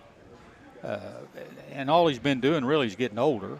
Yeah. Right. Why didn't he go to Canada and play? Why didn't he go to Canada and play up there? And, I know they don't pay as well as the NFL, but he could have still – well, he could have showcased himself a little bit. Yeah. Maybe somebody, I don't know. But I think it's a good question. I think he just honestly thought that I can still play in the NFL. For whatever reason. I mean, that's not for me sitting here and dissecting it, but I just think that was his thought, is that I can still play here. And there's plenty of dudes in the NFL who, again, not sitting here saying he's the best quarterback on the planet or anything like that. There's plenty of dudes he's better than in the NFL currently. But if you're not playing, who's gonna mess with you? I mean, I mean, we all know what's going on there with that. He's blackballed. I mean, that's just pretty much. But I agree with you, Troy, that he is better than some of the starting quarterbacks. And I don't know what now, but when he was left the NFL, he definitely is better than Zach Wilson. And like he said, I don't know what the Jets are going to do. I mean, because that's just a train wreck. And but. Yeah. I don't think Zach Wilson's the answer. And it didn't take long for that train wreck to happen either. No, it didn't. Just a few seconds. Just a few plays. We're going to stay with the NFL. And, Troy, if you were shocked about the words that came out of my mouth in the last one, here we go. Woody, Buzz Lightyear, and the Toy Story universe will be taking in an NFL game for the first time on tomorrow when Atlanta and Jacksonville play in London at Wembley Stadium. Andy's Room will be part of the alternate telecast on ESPN Plus and Disney Plus. Toy Story Fun Day football telecast will be streamed. Also has the main broadcast. ESPN Plus has the main broadcast. Yes. The telecast will be entirely animated with the players' movements in sync with what is happening in real time on the football field. And that's done through player tracking data enabled by the NFL's next-gen stat system and Beyond Sports. And this is a quote from Drew Gallagher, who's the coordinating producer. It's been fun, imaginative experience producing this. We are kind of leaning into the cartoon logic of it all, like when the aliens come down from the sky and drop the ball at the line of scrimmage. That's the fun kind of silliness that we're leaning into for this show. I really like this idea. I don't know if you guys have seen the commercials for this. It's like a fun thing. I mean, like a couple years ago, they did the Nickelodeon slime game where if anybody scored a touchdown on Nickelodeon, the slime would go all over the end zone, CGI-wise. And I think it's a cool way to, one, get kids involved in football, but two, my fiance's sitting off to the side over here off the camera, and she saw the commercial for this, and she don't care about football one lick. She's really excited about the Fun Day game. So I think it's just a cool way to get some people interested in football that maybe aren't as interested in football. And I think, nothing wrong with ever trying to grow the game a little bit. If this is something you would ever imagine, Stan? Well, the NFL's master at that, at marketing. And so, they tried this out back in the spring with the NHL. They did a game with this. But football is really different when it comes to trying to track them. Besides, how does a dinosaur throw the football? He's only got little arms like that. So I think it's going to be like the way the commercial made it look. It's like avatars of the actual players, just in Toy Story animation form. So like it won't be Rex from Toy Story playing. It'll be like it'll be small Trevor Lawrence. So all the linemen are going to look like Mr. Potato Head? No, it'll just look like them. That's what I'm saying. They're not going to be Toy Story characters. They're just going to be Toy Story animated. Oh, okay. Yeah. So it'll still be Trevor Lawrence. He'll just be small. Well, that wraps up this week's headlines, Mike. I guess we'll throw it back to you. Did I miss something or not? Did you mention Taylor Swift and all that? It's the biggest sports story in the country. She's going to be in New York. She's going to be at the Jets game. Going to be at the Jets game. And, if she keeps dating that guy, and he keeps dating her, sooner or later, he's going to find himself on a song, right? Well, not just a song, an album. That's where most of her men end up is on a song after she busts up with him. That's okay with that. I guess. If you get a cut off the song. And Travis is okay with that. He's making a couple $100 million. He'll be all right. Yeah. Yeah. Okay. Anyway. I'm good with that. Let's just turn this page before it gets any farther down the hill. We can keep going if you want. I can ask you if you think it's real or not or anything like that. I got plenty of questions about Travis Kelce and Taylor Swift if you want to talk about it. Well, we better hold off. Okay. You're the one who brought it up, so I was just making sure. Yeah. Hey, now the Boyd Spotlight shines on today's SEC football schedule, so we're going to bring back in Marcus Fitzsimmons and Troy Provo-Heron, and Stan Painter is here with us. And we've got a pretty full slate of SEC games and not so many cupcakes. Cupcakes are over. Dredge game, so to speak. But there's some interesting matchups. We've already talked about Tennessee and South Carolina and how important that game is tonight. But there are other important games. Number 13 LSU. Stan is at Ole Miss, and that's a 6 o'clock game on ESPN. And Ole Miss, they didn't bring any offense last week to Tuscaloosa, to Alabama, and so here they are. They're back at home, and this is really a must-win. And then there's LSU over there saying, if we got any chance at the SEC West, we don't want to lose this game. So right, because it's a big game on both sides right there now. It is, and certainly, I think Ole Miss kind of had a dud game against Alabama. They had their opportunities there, and how good is Ole Miss? I thought that they had a good win over Tulane early in the year, but LSU kind of stumped their toe in that first game, and then you kind of think maybe, they're maybe the best team. They had a lot of preseason hype that they may be the best team in the West and so forth. Well, really, are they? I don't know. They struggled with Arkansas last week at home, so I don't know. So it is a big game, though. LSU, because LSU, like Tennessee, has already taken their mulligan. Early on in the season. So every game, this game's a big game. So if you don't think it's big, wait till next week, and it's going to be big. They're just going to get big every week. When you stub your toe early, that's what happens to you. Georgia, number 1 Georgia, is at Auburn.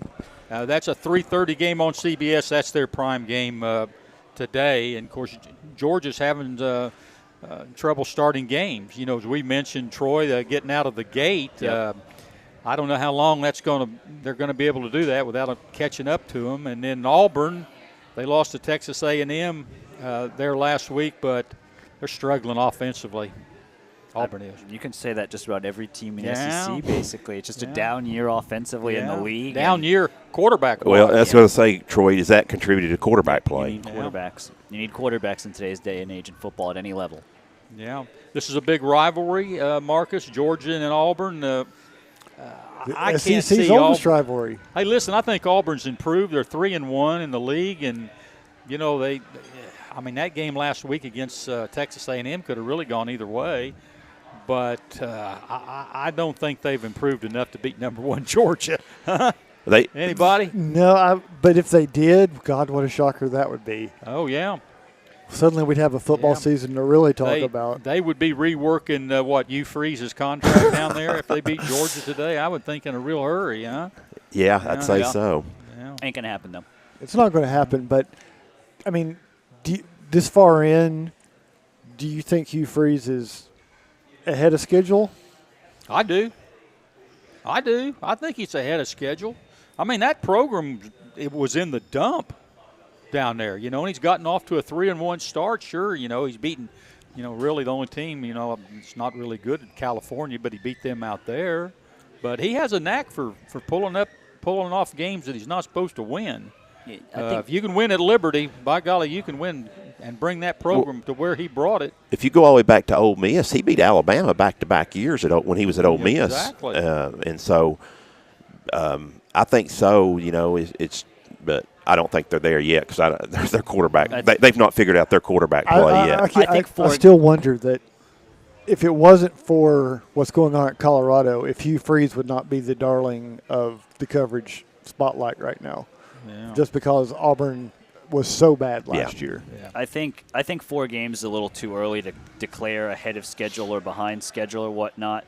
But also to that point, Marcus, we'll see because Colorado got its butt handed to it last week, so we'll see how long that continues. And let's just say it looks more promising. How's that? I'm not even buying that yet. Okay. Let's let them get into the meat of this thing and figure out there. Because if we sit here and say, hey, they look promising, and then 4 games now they're 3-5 and they're 0-5 in the league. If you like this discussion, let's talk about Florida.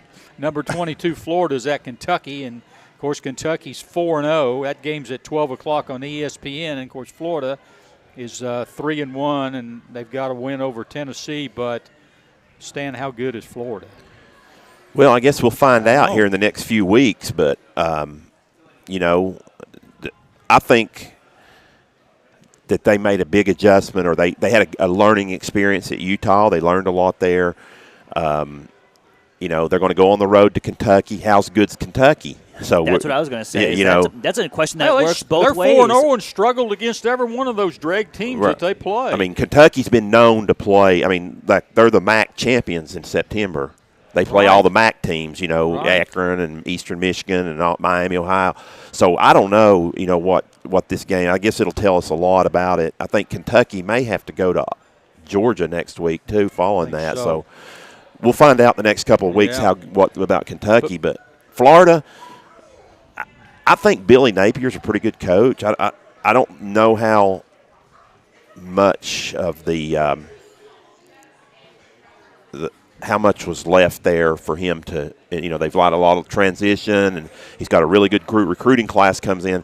But the problem is he going to be able to survive to get to that recruiting class, you know, because I thought when I watched the Utah game, I looked at their schedule and said they're going to be 3-9. Yeah. Here's what's going to happen. If Kentucky beats Florida today, Tennessee fans are going, well, I don't know. You know, Kentucky beat Florida, and we didn't beat Florida, and we got to go up there. I just don't know, you know, how that's going to turn. That's where that's going to go. But, you know, they're pretty tough against Florida. They play them pretty tough.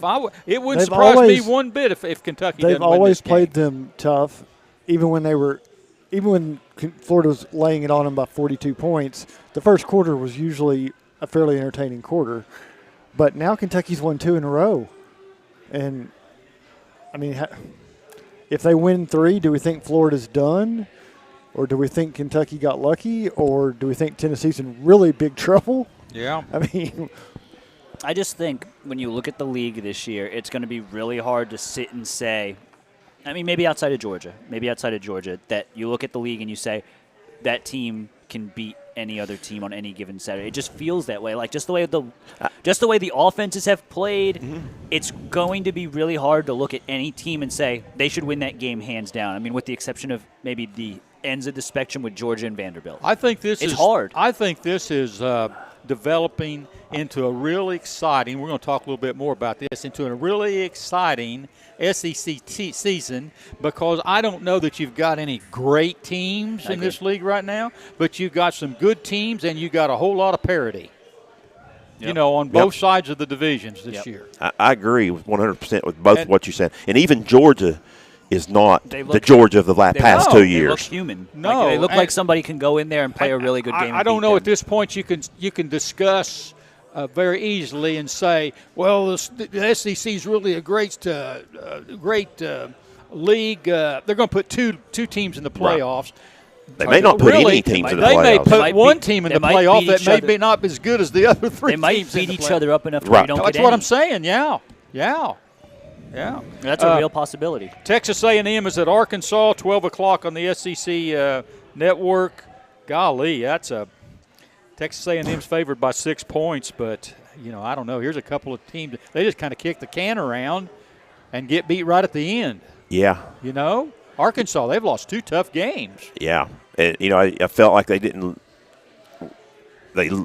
have lost to BYU, but then they go down and I thought, well, they're going to get manhandled in Baton Rouge, and they were right there. Right there, so could have won the football game. I don't know what you're getting with Arkansas. I really don't know what you're getting with Texas A&M either, because, you know, they got a quarterback injury now, although I guess Max Johnson will come start today. But so I don't know. It'll be interesting.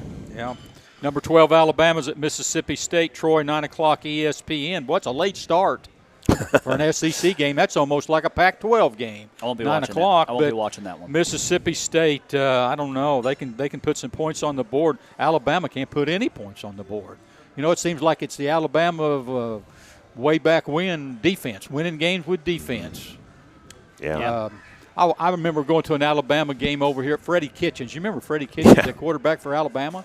I was sitting up there with an Alabama fan, and they every time the offense would go on the field, he would go, I hope we throw an interception or a fumble, because the only way we can score is on defense. I hope Freddie throws an interception or a fumble so we can get out there. And you know, they couldn't beat Tennessee, you know, for years. Finally, after that day after the game, he just kind of looked at me, and Tennessee won again. looked at me and said, in my lifetime, I don't think we're going to ever beat you again. Well, that soon changed. How wrong? That soon changed. Wasn't there a Tennessee game, Alabama game, like, I don't know, in the 90s somewhere, when Gene Stallings was there, it was 9-6 or something like that. I think so. That was the one. There was the 9-6 Lane Kiffin game too. Yeah. Okay. Yeah. Okay. Yeah. I forgot about the Lane Kiffin game. Yeah. In another game, Missouri, number 23, been a surprise in the Southeastern Conference, is at Vanderbilt, and looks like they're going to go 5-0 or could go 5-0 today. Did you say Vanderbilt was the surprise? I think he said Missouri. Oh, Missouri. Okay, at Vanderbilt. I heard you wrong. I said, no, there's nothing surprising about Vanderbilt. There's no surprise whatsoever in the Vanderbilt. Marcus, are we ready to move on here? I think we got time to roll some commercials and get into some picking because now we got Troy to pick on. Okay, great. Hey, time for a break, and when we return, it's the Bowl Predictions segment. You're listening to the Goatee Sports Page, and now stay tuned for the best in local sports. Is home to the tastiest pizza in Blount County. Try our signature Broadway barbecue pizza, grilled chicken and red onions covered in mounds of mozzarella. Or sink your teeth into our one-of-a-kind chicken and bacon pizza. Made with an olive oil base, grilled chicken, bacon, red onions, and covered in Brussels petals. The Blue Tick Tavern also has salads, sandwiches, and the area's largest beer selection. Regularly recognized as the best pizza in Blount County, it's the Blue Tick Tavern, located at 128 West Broadway in downtown Maryville. Waters Equipment is your East Tennessee New Holland agriculture and construction dealer. Waters Equipment has been serving Blount County for 48 years and has 2 locations in Maryville for sales and service for New Holland equipment. Offering shop and field service for trucks and equipment of all brands, Waters offers equipment rentals for New Holland skid steer, Mini X, and tractors. Call 238-9000 for your rental needs. That's 238-9000. Waters Equipment New Holland.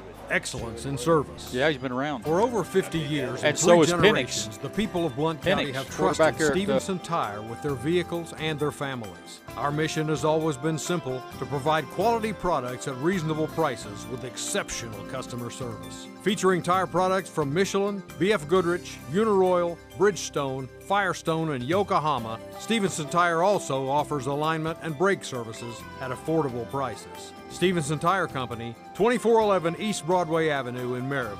Call 983-1621 or online at stevensontire.net. Your newspaper, that's right. The Daily Times is your newspaper, tailored to where you live, emphasizing the things that affect you and keeping track of the people and players in our community. The award-winning Daily Times can be delivered each morning right to your door or inbox with the latest in local news and sports. For a 30-day free trial offer, call 981-110 and begin enjoying your life, your times, every day with the Daily Times. The Roger L. Newman Company began in 1984 with a vision of providing Blount County with excellent heating and cooling service. Mr. Newman also wanted a real business. No gimmicks and no high-pressure sales. They just fix it or replace it.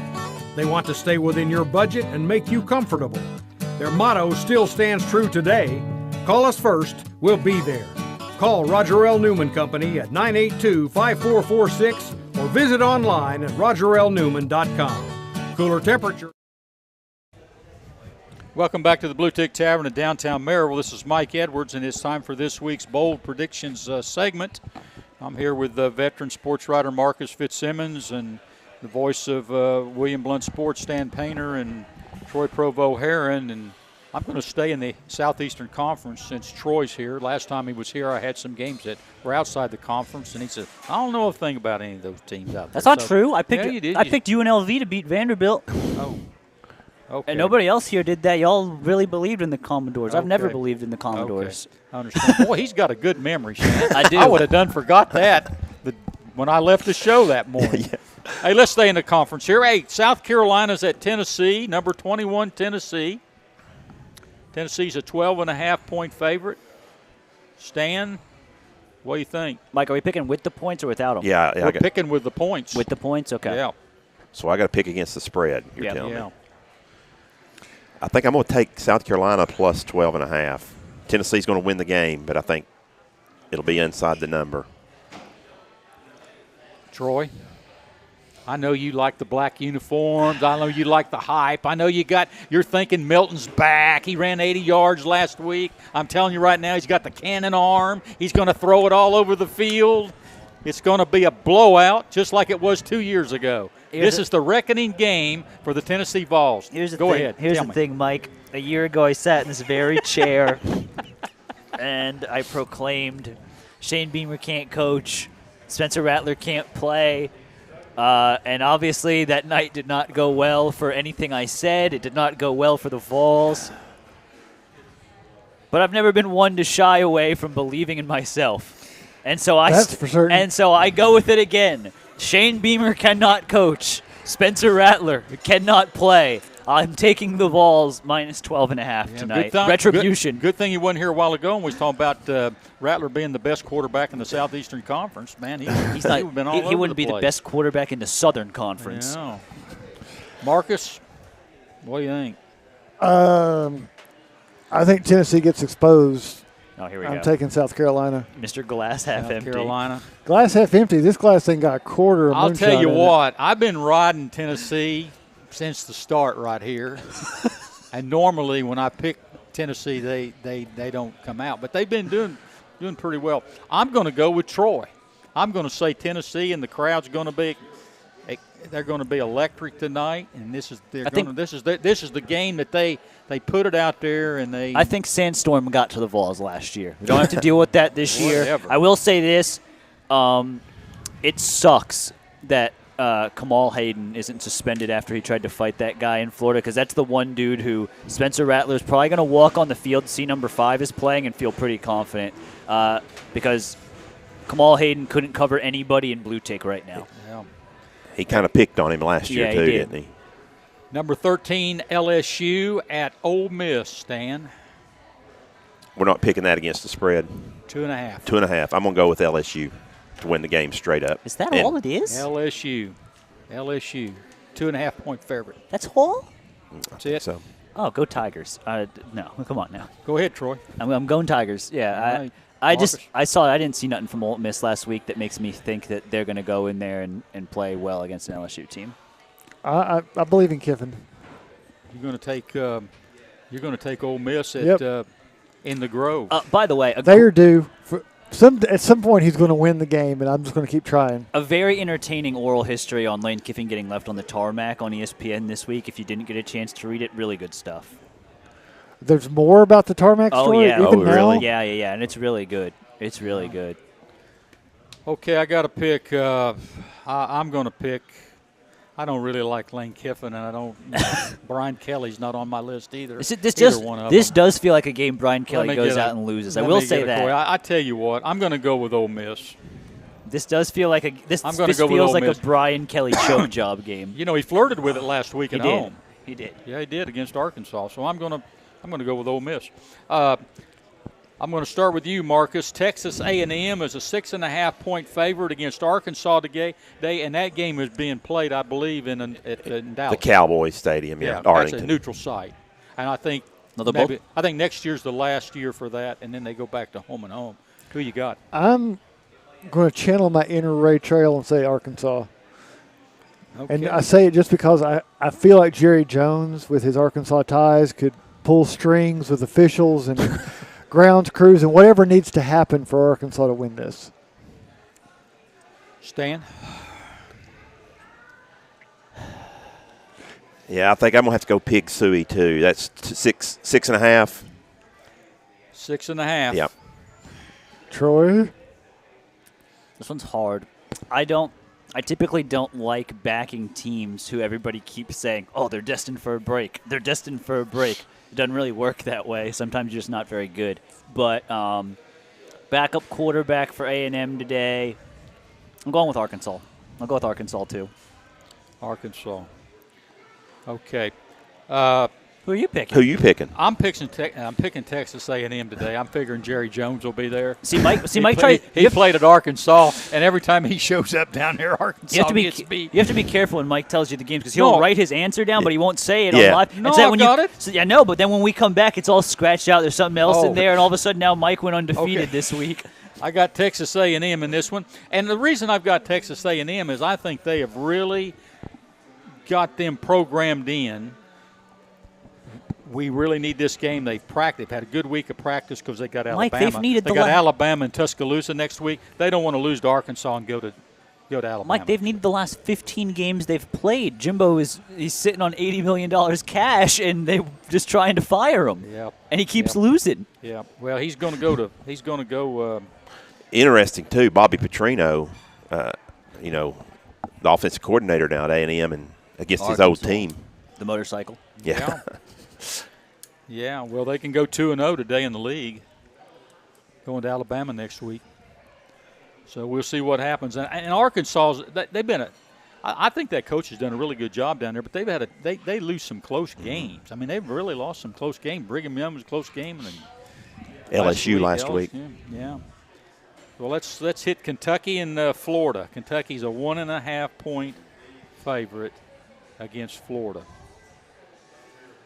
You want me to pick first? I think you should pick first on this one. Okay. The reason I'm going to take Florida is I really don't want Kentucky to win because it's going to be just what I said. Tennessee fans are going to say, "Hey, we got Kentucky now, and we got to go up there." I don't know. I'm going to take Florida. I'm going to take them. Stan? I'm going to go with Florida as well. I think Florida's better than what they showed against Utah, and I'm still unsold on Kentucky. Oh, what's Kentucky shown so far? I mean, my gosh, Ball State hung with them for a while. Yeah. I mean, I just. Hey, that's David Letterman's alma mater you're talking about. I know, but they're. I can't believe they weren't on our Tennessee schedule this year. I don't know how that happened. I think I'm going to go with the Gators as well. I just like their running backs. I like their defense against the run, and I especially hate Kentucky's quarterback. So, have you ever liked the quarterback at Kentucky? You didn't like the guy last year. Was I wrong? No, he was. You were pretty right because he didn't go very high in the NFL draft. Hey, he's a Tennessee Titan now. And even they won't play him, and Ryan Tannehill doesn't know what team he plays for. Yeah. I'm not saying you're wrong. Yeah, I think Florida's going to be able to stop Kentucky's run. Going to be able to slow Ramon Davis down a little bit, and that'll put the ball in Kentucky's quarterback's hands, and that's not something you want. I think that same thing's true in reverse, so I'm going to go with Kentucky. Okay, that's fair. Hey, look, that's a fair point. I can't argue that. These are two teams that only want to run the football, and so it wouldn't surprise me one bit if Kentucky didn't beat Florida up there today. And then there's Florida. You're right back to. I hate to see some of these games go the way they go. I'd hate to see Georgia get beat. If they start beating up everybody, then we're going to be back going, man, that SEC East has. They have driven the SEC West down. Now we got both divisions that's aren't any good. We just had the East for a while. Now we got both of them that can't play. But I don't know. Got 1 minute. Troy, I got to ask you this. Oh, here we go. At this point in the season, the SEC West and the SEC East, who's the better? I mean, we got a little difference here than we've seen in the past. That's hard because I think the SC East has the best team in Georgia. It also has the worst team in Vanderbilt. Yeah. I'm gonna say the East for this simple fact. I really like what Missouri's doing. I really think Missouri's pretty good. I think Tennessee's better than what they showed against Florida. I don't think Florida's that bad. I think there's just a lot of teams in the West that you look at and you go, I don't know how much better they can get. Like, they might be who they are at this point. I think there are teams in the East who I think can get in better, and I think I just like those teams a little bit more this year. Yeah. Marcus, you want to respond to that real quick? I think you categorize it right when you've got the best and the worst are in the East. When you've got the West, I think you still have to give them the advantage just because they don't have the best quarterbacks in their middle of their pack, but they've got some at least established quarterbacks, which isn't really – I mean, I look around the East, and I'm just not real impressed with what the potential is. Yeah. Stan, real quick. I'm going to go with the East as well. I just think the West is all mediocre. Yeah. And I agree. I like what he said, that I think Florida's better. Tennessee's got the potential to be better. Georgia's probably the best team in the league. Throw out Vanderbilt, and the East is pretty balanced. Yeah. Marcus, before we get out of here, Stan, thanks for coming by. Yeah, thank you, Stan. Appreciate it. Appreciate you having me. Enjoyed having you this week. And you got a whistle or anything? You going to holler, or what do you want to do? Okay. Hey, that'll do it for today's edition of the Goatee Sports Page. Thanks to Aaron Ishmael, back at Loud Media, our host, the Blue Tick Tavern, and all our sponsors. For Donnie Moore, Marcus Fitzsimmons, and Troy Provo-Heron, until next Saturday, this is Mike Edwards, the Greenfield Gunner, wishing everyone good sports.